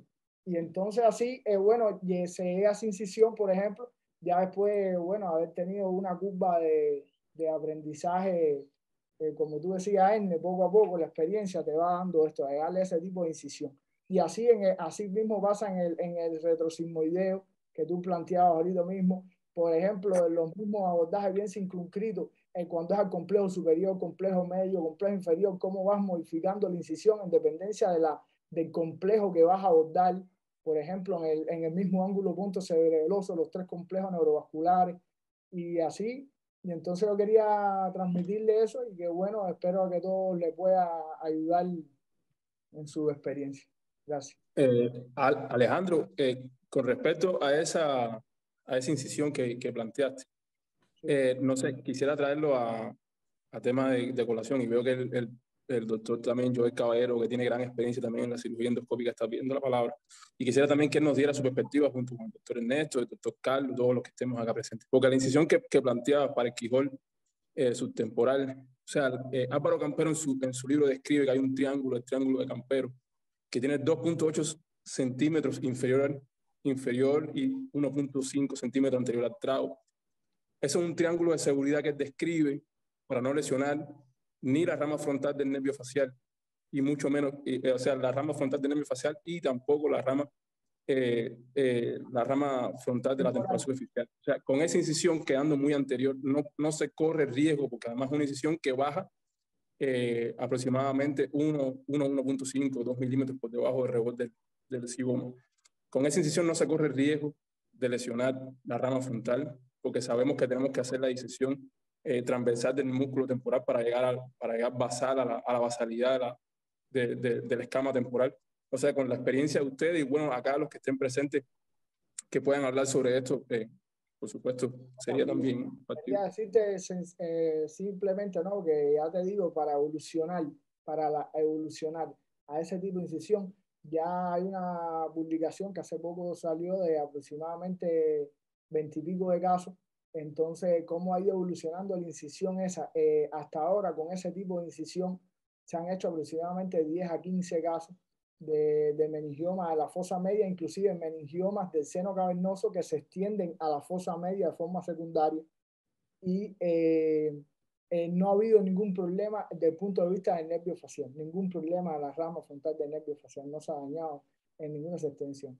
En esa incisión, ya te digo, es importante en esa incisión también exponer el zigoma, el arco zigomático, exponerlo bien, es importante, porque esa línea que te vale el arco zigomático es que por ahí uno se introduce la cámara, inclusive casi la cámara va pegado a la posición superior del arco zigomático a la hora de introducir en la fosa media y apoyado con el drenaje ventricular el drenaje ventricular ayuda mucho, porque sabemos los principios de los meningiomas, sobre todo esta de la fosa media, que uno de los principios que la gente obvia es el tiempo epidural. Hay veces que cuando uno le dedica tiempo antes de abrir la dura, sin abrir la dura, el profesor Omar le dedica de 15 a 20 minutos en el tiempo epidural.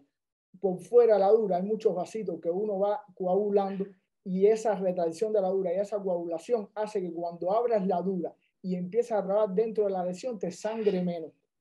Eso es una cosa que a veces uno quiere abrir la dura, llegar a abrir la dura, tender y entrar en el trabajo. No, ese tiempo epidural es importante y lo hemos visto, y ha sido también motivo de publicación el tema del tiempo que hay que dedicarle a eso. Disminuye mucho el riesgo el sangrado transoperatorio. Pero lesión de la rama del nervio facial con esa incisión, ya te digo, no ha ocurrido hasta el momento. No sé si Ernesto, el doctor Joel Caballero, que tiene mucha experiencia con respecto a estos abordajes, quisiera decirle otra cosa.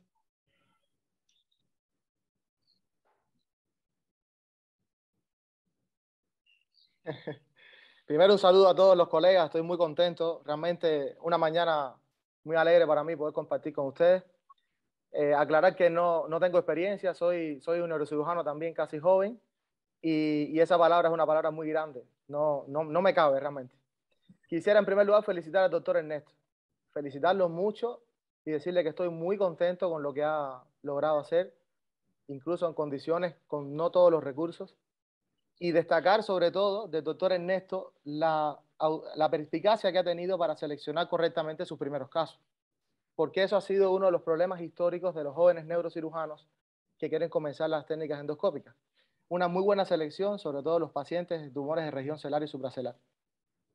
Para no irme del tema de la presentación del doctor Ernesto, porque respecto a este tema de las lesiones de fosa media tengo mi opinión particular, solo comentar, no hacer ninguna pregunta porque creo que ha sido muy esclarecedora la presentación, que el reto en este tipo de cirugía de tumores de región celar y supracelar e incluso de otras lesiones de base del cráneo está en la conservación de las arterias perforantes y precisamente evitando la tracción, que ha sido causa de múltiples complicaciones, se pueden evitar y reducir las complicaciones.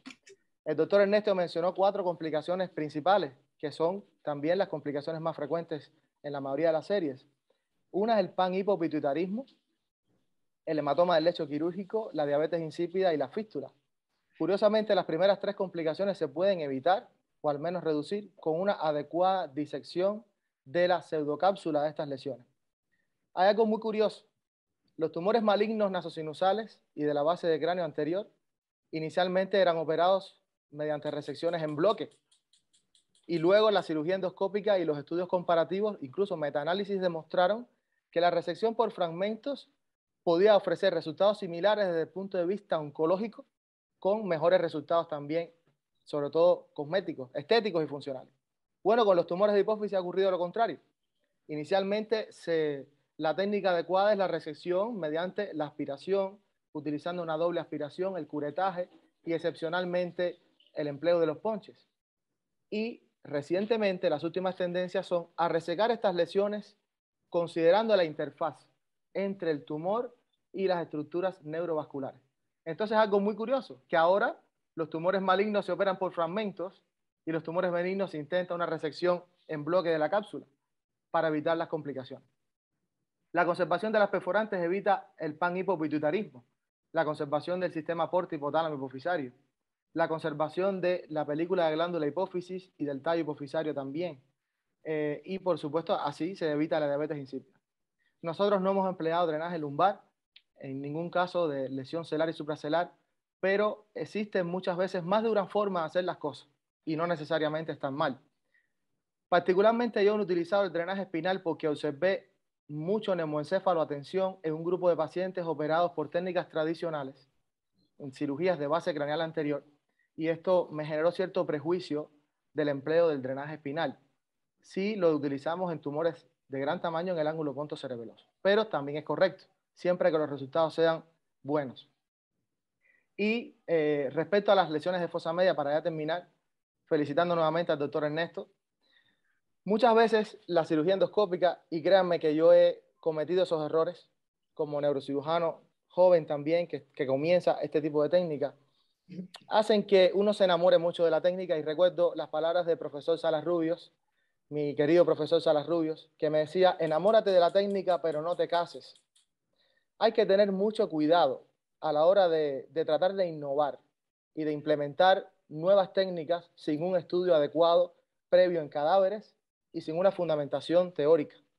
¿Por qué? Porque, por ejemplo, y es mi opinión particular, respeto otras opiniones, en los tumores de la fosa media, el desarrollo de la microcirugía ha sido tal que me resulta muy complicado comprender cómo una cirugía puramente endoscópica a través de una incisión pequeña, que sí, a mi juicio, hay riesgo de lesión de la rama frontal del nervio facial, porque anatómicamente está en la proyección.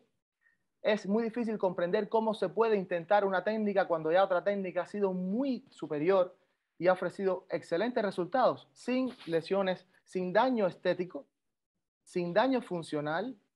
Entonces, hay que tener cuidado, no tratar de buscar soluciones a problemas que no existen. A veces las técnicas endoscópicas son problemas que no tienen, son soluciones que no tienen un problema.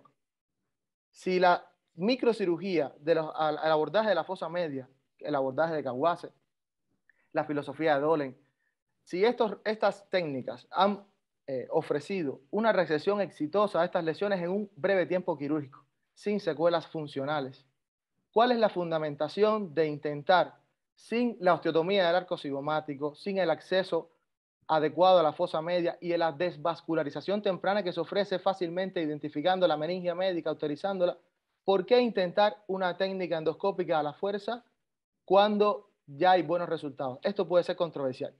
Pero en el caso de los tumores de la fosa media, sí veo un poco polémico utilizar una técnica que está incluso comenzando en esta localización en los últimos 10-15 años, cuando ya la microcirugía es muy superior en cuanto a los resultados. Y créanme que yo inicialmente cometía el error de tratar de hacer técnicas endoscópicas a todo lo que pudiese, porque veía la ventaja de la visualización. Y finalmente hay que ser ecléctico. El eclecticismo es la selección de la técnica adecuada para el paciente. No es que quiero hacerlo por endoscopía a la fuerza para que se vea bien bonita la imagen y decir que operé un gran tumor a través de una pequeña incisión. Y mi consejo a los jóvenes neurocirujanos que están transitando por esto es que aprendan de eso y que no solamente estudien las novedosas técnicas endoscópicas, también revisen a los clásicos. El profesor Campero hace excelentes resecciones de tumores de fosa media por microcirugía. Y ha incursionado en las técnicas endoscópicas. No es un neurocirujano que ha sido enemigo de estas técnicas.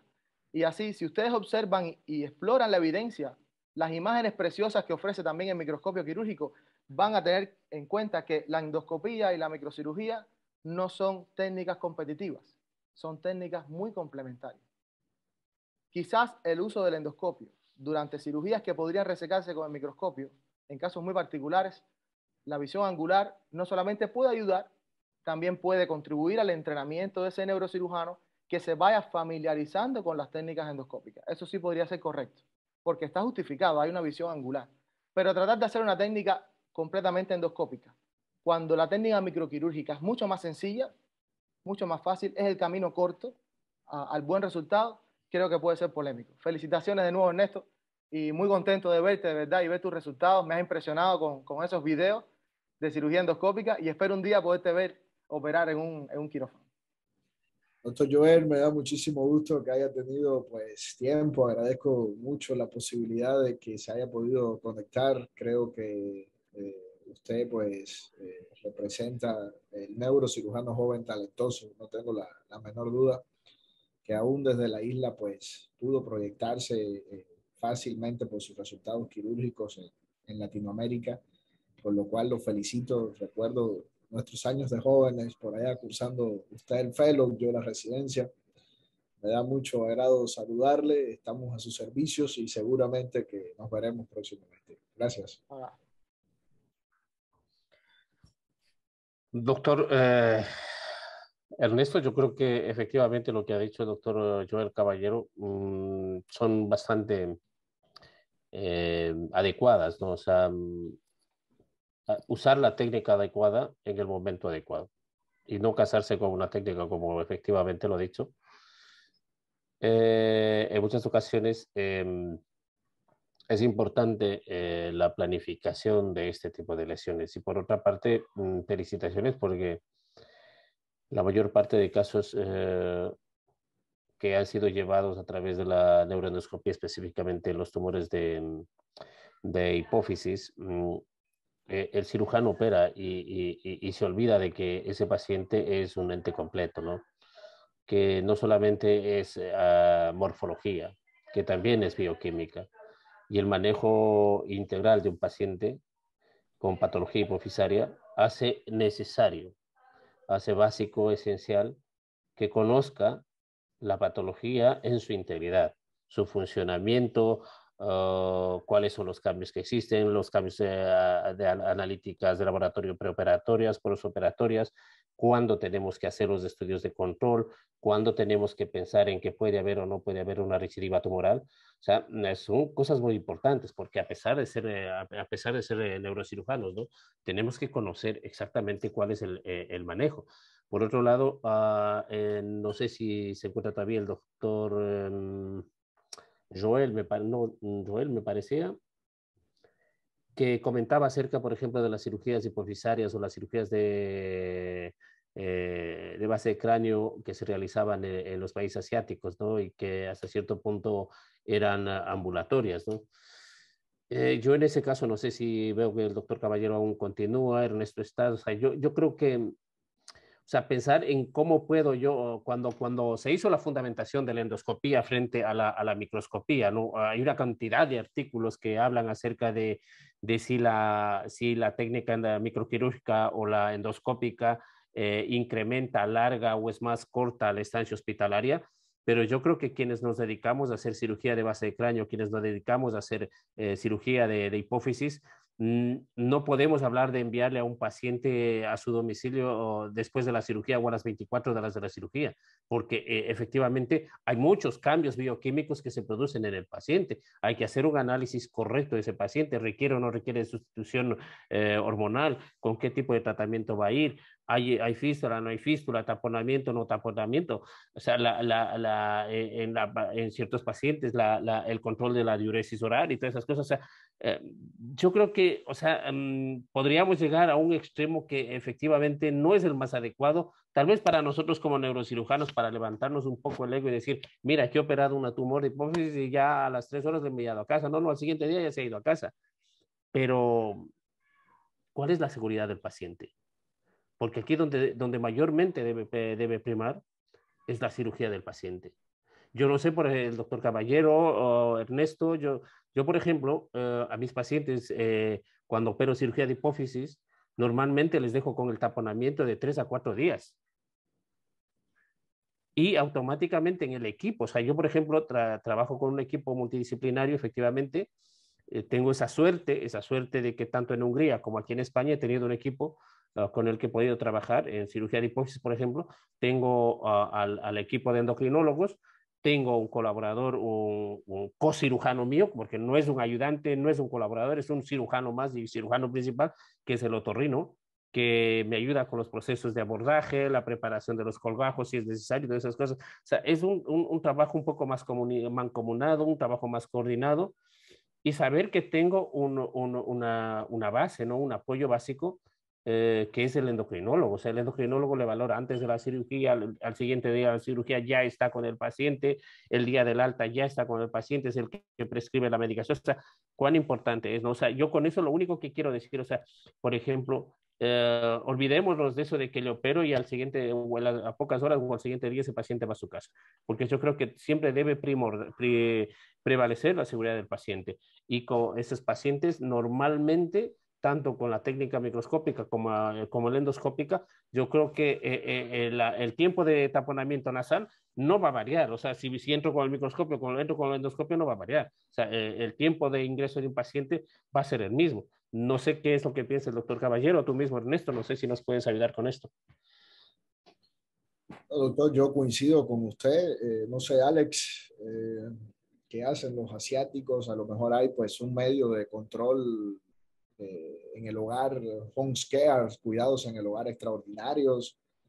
pero coincido con lo que está diciendo el doctor Carlos. Me parece pues que hay una serie de ajustes, sobre todo bioquímicos, que está bien complejo, pues al otro día ya darle de alta a un paciente con una cirugía de la base del cráneo, que hay que supervisarle pues varios factores que el doctor Carlos también pues mencionaba, únicamente con una garantía de cuidados prácticamente especializados en el hogar. No digo que no se pueda, pues a lo mejor tienen muy bien organizados los servicios de salud en función de eso, pero por lo menos en nuestro medio latino, iberoamericano, porque está el doctor Carlos por acá, pues se hace complejo y no es un problema logístico simplemente, es un problema de supervisión estrecha de esas complicaciones que no pasan inmediato, que van a venir con el transcurso de por lo menos esos 5 días, que es generalmente pues más o menos el promedio, ¿no? Que tenemos un macroadenoma convencional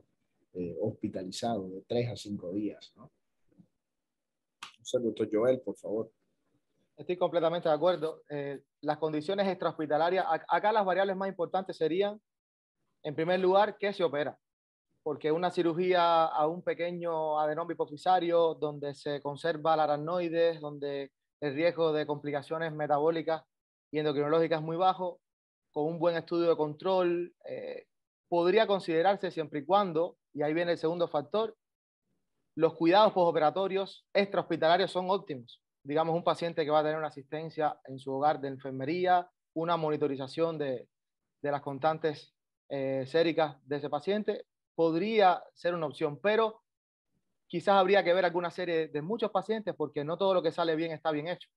Y yo puedo operar un paciente de un abordaje estándar, egresarlo a las 24 horas y el paciente evolucionar muy bien y yo por eso no puedo argumentar que es un manejo correcto. La cirugía hipofisaria tiene una casuística muy elevada para considerar que la experiencia de muy pocos pacientes es un hecho. Y ahí es donde está el riesgo, como mencionaba el doctor Ernesto, de las complicaciones metabólicas que pueden hacer los pacientes. El hecho de presentar o no un taponamiento nasal quizás podría no considerar un criterio de egreso o no. Hay cirujanos que egresan al paciente con el taponamiento, mientras que con las novedosas técnicas actuales puede ser que se hagan cirugías sin taponamientos nasales cuando se utilizan adhesivos tisulares. Lo que sí es preocupante son las complicaciones que aparecen a mediano plazo y las complicaciones que aparecen en la primera semana, que ocurre esto en el hogar. Creo que más que la estadía hospitalaria en estos pacientes, el reto está en la conservación funcional y en la resección oncológica segura. Lograr ese equilibrio de una máxima resección con una mínima posibilidad de secuela es el reto que tenemos todos los neurocirujanos, más que la estadía hospitalaria. Preguntarle también, doctor Joel, doctor Ernesto, en la experiencia de ustedes, porque he ido viendo una tendencia actual a cada vez, por ejemplo, a la hora de abordar los adenomas, que se ha quedado como gold estándar para las lesiones de los adenomas, abordar el adenoma, la vía endoscópica. Pero he visto que, sobre todo en países latinoamericanos, en México, he visto profesores de vasta experiencia que le dan una vital importancia a la patencia, o sea, a la integridad funcional del diafragma macelar. Y muchos de ellos, a la hora, por ejemplo, de abordar adenomas tipo B, no tanto los tipos C, pero los tipo B, ellos no necesitan extender ni siquiera el abordaje al tubérculo. Simplemente por un estándar abordan la lesión, incluso hacen hasta esa pseudo disección extracalcular. Y incluso han presentado en su casuística, han presentado videos haciéndole exéresis tumoral total con la cápsula. O sea, mi pregunta es, ¿hasta qué punto la integridad del diafragma te permite realmente una lesión que contacta el piso del tercero? ¿Hasta qué punto te permite la integridad del diafragma y la no exposición del tubérculo que te dé una visión un poco más superior? ¿Te permite un abordaje estándar hacer esa resección? En la experiencia de usted, porque cada vez he visto más esa tendencia, o sea, cada vez ser más circunscrito a la silla en este tipo de lesiones. O sea, no digo que sean los adenomas extensos, los tipos C, los adenomas tipo D, tipo E, por supuesto. Y en el caso de las extensiones al seno cavernoso, ellos mismos hacen la salvedad de que ellos dicen que, por ejemplo, los adenomas no funcionantes rara vez invaden al seno cavernoso rompiendo la pared medial. sino lo que hacen es más bien desplazan la pared medial. Sin embargo, los no funcionantes, el Cushing, el clásico, sí, Cushing sí, pues por el carácter invasivo que tiene, tiende a romper un poco más la pared y tiende a meterse más al seno cavernoso. Y hay quien incluso en un estadio preoperatorio, en la preparación del paciente, administran osteoides para la porción que está en el seno cavernoso, se disminuye de tamaño. Y entonces a la hora de resecar el tumor, aunque puede ser que la consistencia sea un poco más fibrosa, pero ellos lo refieren como hasta que como es un punto a su favor. O sea, con estas consideraciones más o menos en la experiencia que han ustedes podido tener, o sea, ¿qué consideraciones le ven a esto? Bueno, hablo yo primero y después el doctor Joel para que concluya con el doctor Carlos. Los demás experiencia al final.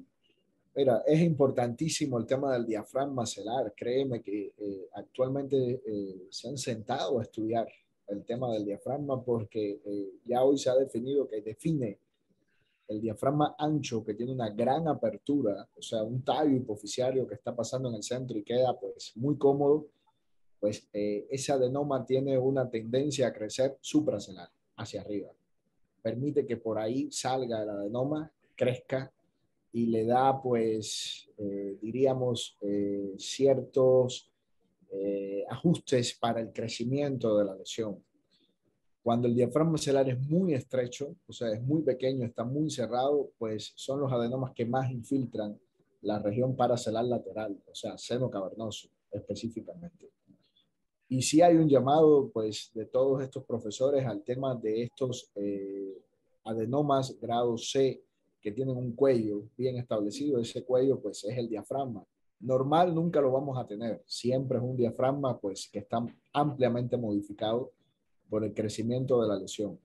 Pero hay cierta asociación en esos adenomas con cuello a que quede resto supradiafragmático, porque uno piensa que terminó y es simplemente pues el cierre que el diafragma está provocando sobre la aracnoides, a ser muy precavidos con la resección cuando el adenoma tiene cuello, a tal punto que se considera con un grado de complejidad diferente a adenomas que crecen sin cuello. O sea, es una resección que tiene que ser mucho más concienzuda. Y en relación a la infiltración de la pared medial, pues el artículo que presenté en la charla de Pittsburgh, que está el doctor Fernández Miranda, y lo conocí por una charla del doctor Fernández Miranda en un curso del doctor Diego Méndez Rosito en Ciudad de México, lo tienen descrito para el Cushing en primer lugar, como muy bien decías, y en segundo lugar para GH, o sea, para la acromegalia. O sea, también hay cierta infiltración de la GH en esa pared lateral de seno y recomiendan esa exéresis de pared medial que en estos momentos no está en mis manos. Yo creo que faltan muchísimas horas de laboratorio para poderlo lograr, por lo menos en mí. Yo creo que lleva entrenamiento, dominio extraordinario de la anatomía de la región celar para identificar verdaderamente los ligamentos, pero ofrece una ventaja muy buena a la hora de lograr de verdad sacar o quitar esa infiltración a esa pared lateral que sabemos que es de donde sale nuevamente el remanente cuando en unos años pues crece la lesión. Y cuando lo ves en las manos de ellos es impresionante. En un video en vivo, en un video en tiempos reales, pues lo logran perfectamente y van mostrando el video y mostrando los ligamentos, y creo que hay que pues entrenar, son horas de laboratorio para poderlo hacer en el vivo después y obtener los mejores resultados.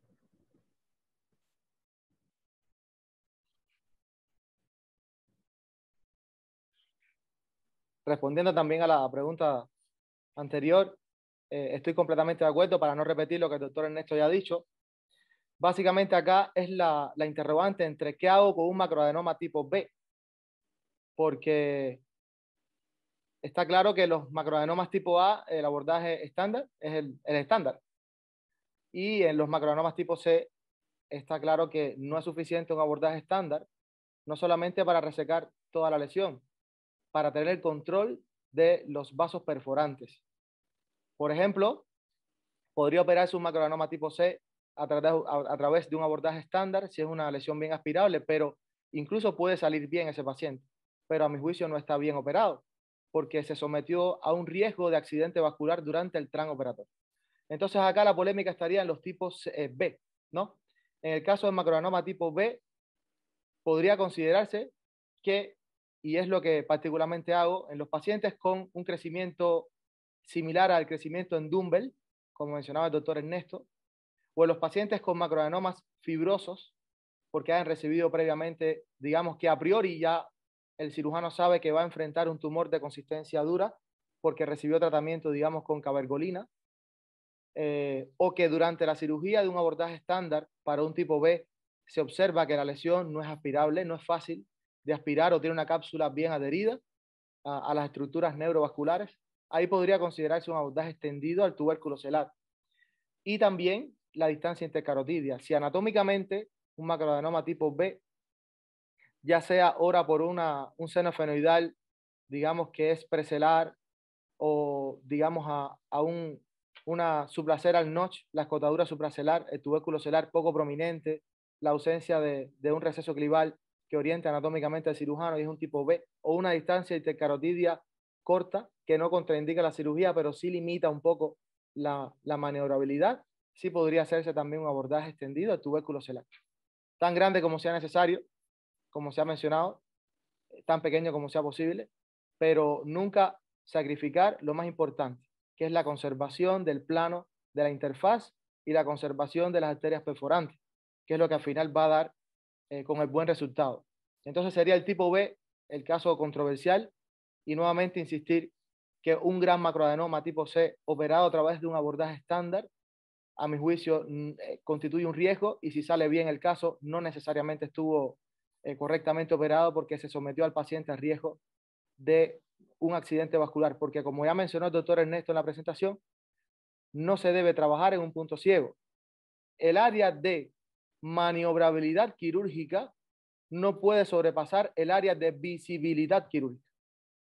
Y eso es una ventaja de la endoscopía, que la visión endoscópica con la visión angular y panorámica hace que el área de visibilidad por lo general sobrepase, incluso sobrepasa el área de maniobrabilidad.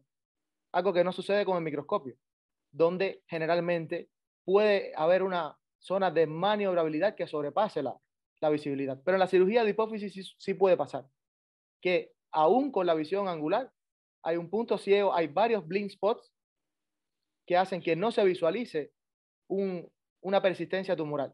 Y ahí es donde los abordajes extendidos tienen la ventaja de identificar la interfaz.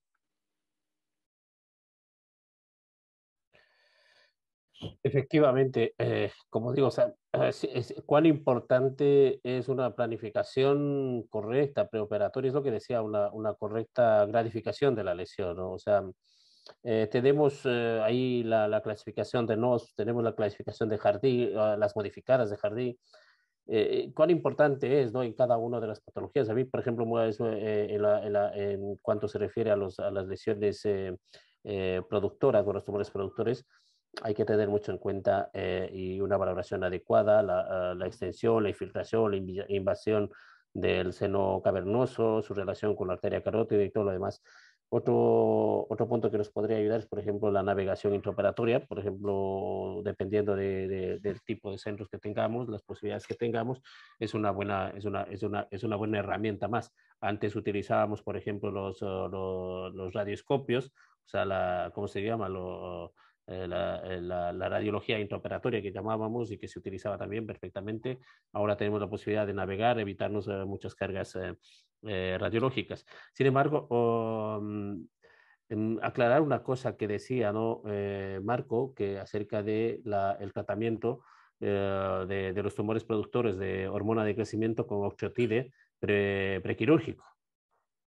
O sea, la base fundamental, el objetivo fundamental del manejo de estos pacientes con octreotide preoperatorio no es fundamentalmente, o sea, no es el objetivo principal la disminución del tamaño tumoral. El tratamiento con el octreotide es para tratar de controlar los niveles bioquímicos de la IGF-1 y de la GH, con lo cual podríamos evitarnos cierto tipo de complicaciones quirúrgicas y postquirúrgicas en el paciente, dado los cambios que existen. Entonces, y por otro lado, por ejemplo, no sé si habéis visto, yo en la experiencia que tengo, que no es mucho con cuanto en tratamientos de pacientes con productores de adenoma, con productores de GH y tratamientos con la octotide, pero de los que yo he visto, por ejemplo, más o menos quienes se dedican a operar este tipo de tumores, más o menos conocemos de la consistencia que suele tener normalmente o en promedio este tipo de lesiones tumorales. Pero no sé si es casualidad o algo, pero por ejemplo, cuando he operado pacientes que han sido tratados previamente con octreotide, la consistencia tumoral me parece que es un poco más fuerte, tal vez un poco como más fibrótica, menos aspirable con facilidad. No sé si Ernesto o Joel tenéis algo que decir al respecto. Y antes de terminar, un punto importante, pero igual para Ernesto y Joel, que me encanta que tengamos este panel de discusión. Por ejemplo, ¿qué importancia daríamos? O sea, tenemos la clasificación de NOS, tenemos la clasificación de Hardy, ahora tenemos la clasificación basada en la morfología tumoral. ¿Qué repercusiones nos va a dar, ¿no? O sea, cuáles son los cambios que podemos o cómo nos podemos adaptar tal vez a este nuevo tipo de clasificación, o si es que la clasificación basada en la morfología tumoral va a ser un punto de inicio para definir el pronóstico de pronóstico quirúrgico o pronóstico de maniobrabilidad en un paciente con patología hipofisaria.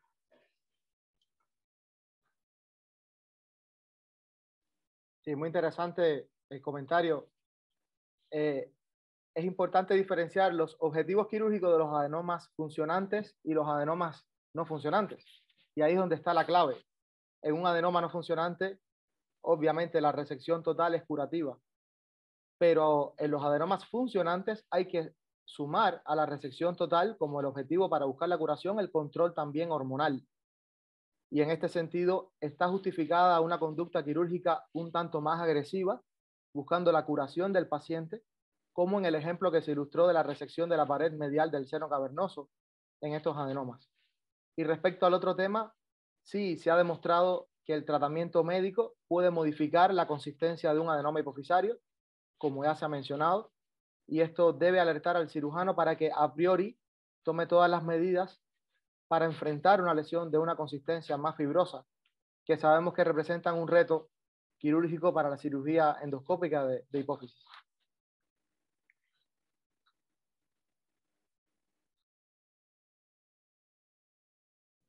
Totalmente de acuerdo, Doc. Yo creo que es un comentario muy valioso y el futuro va a ser molecular.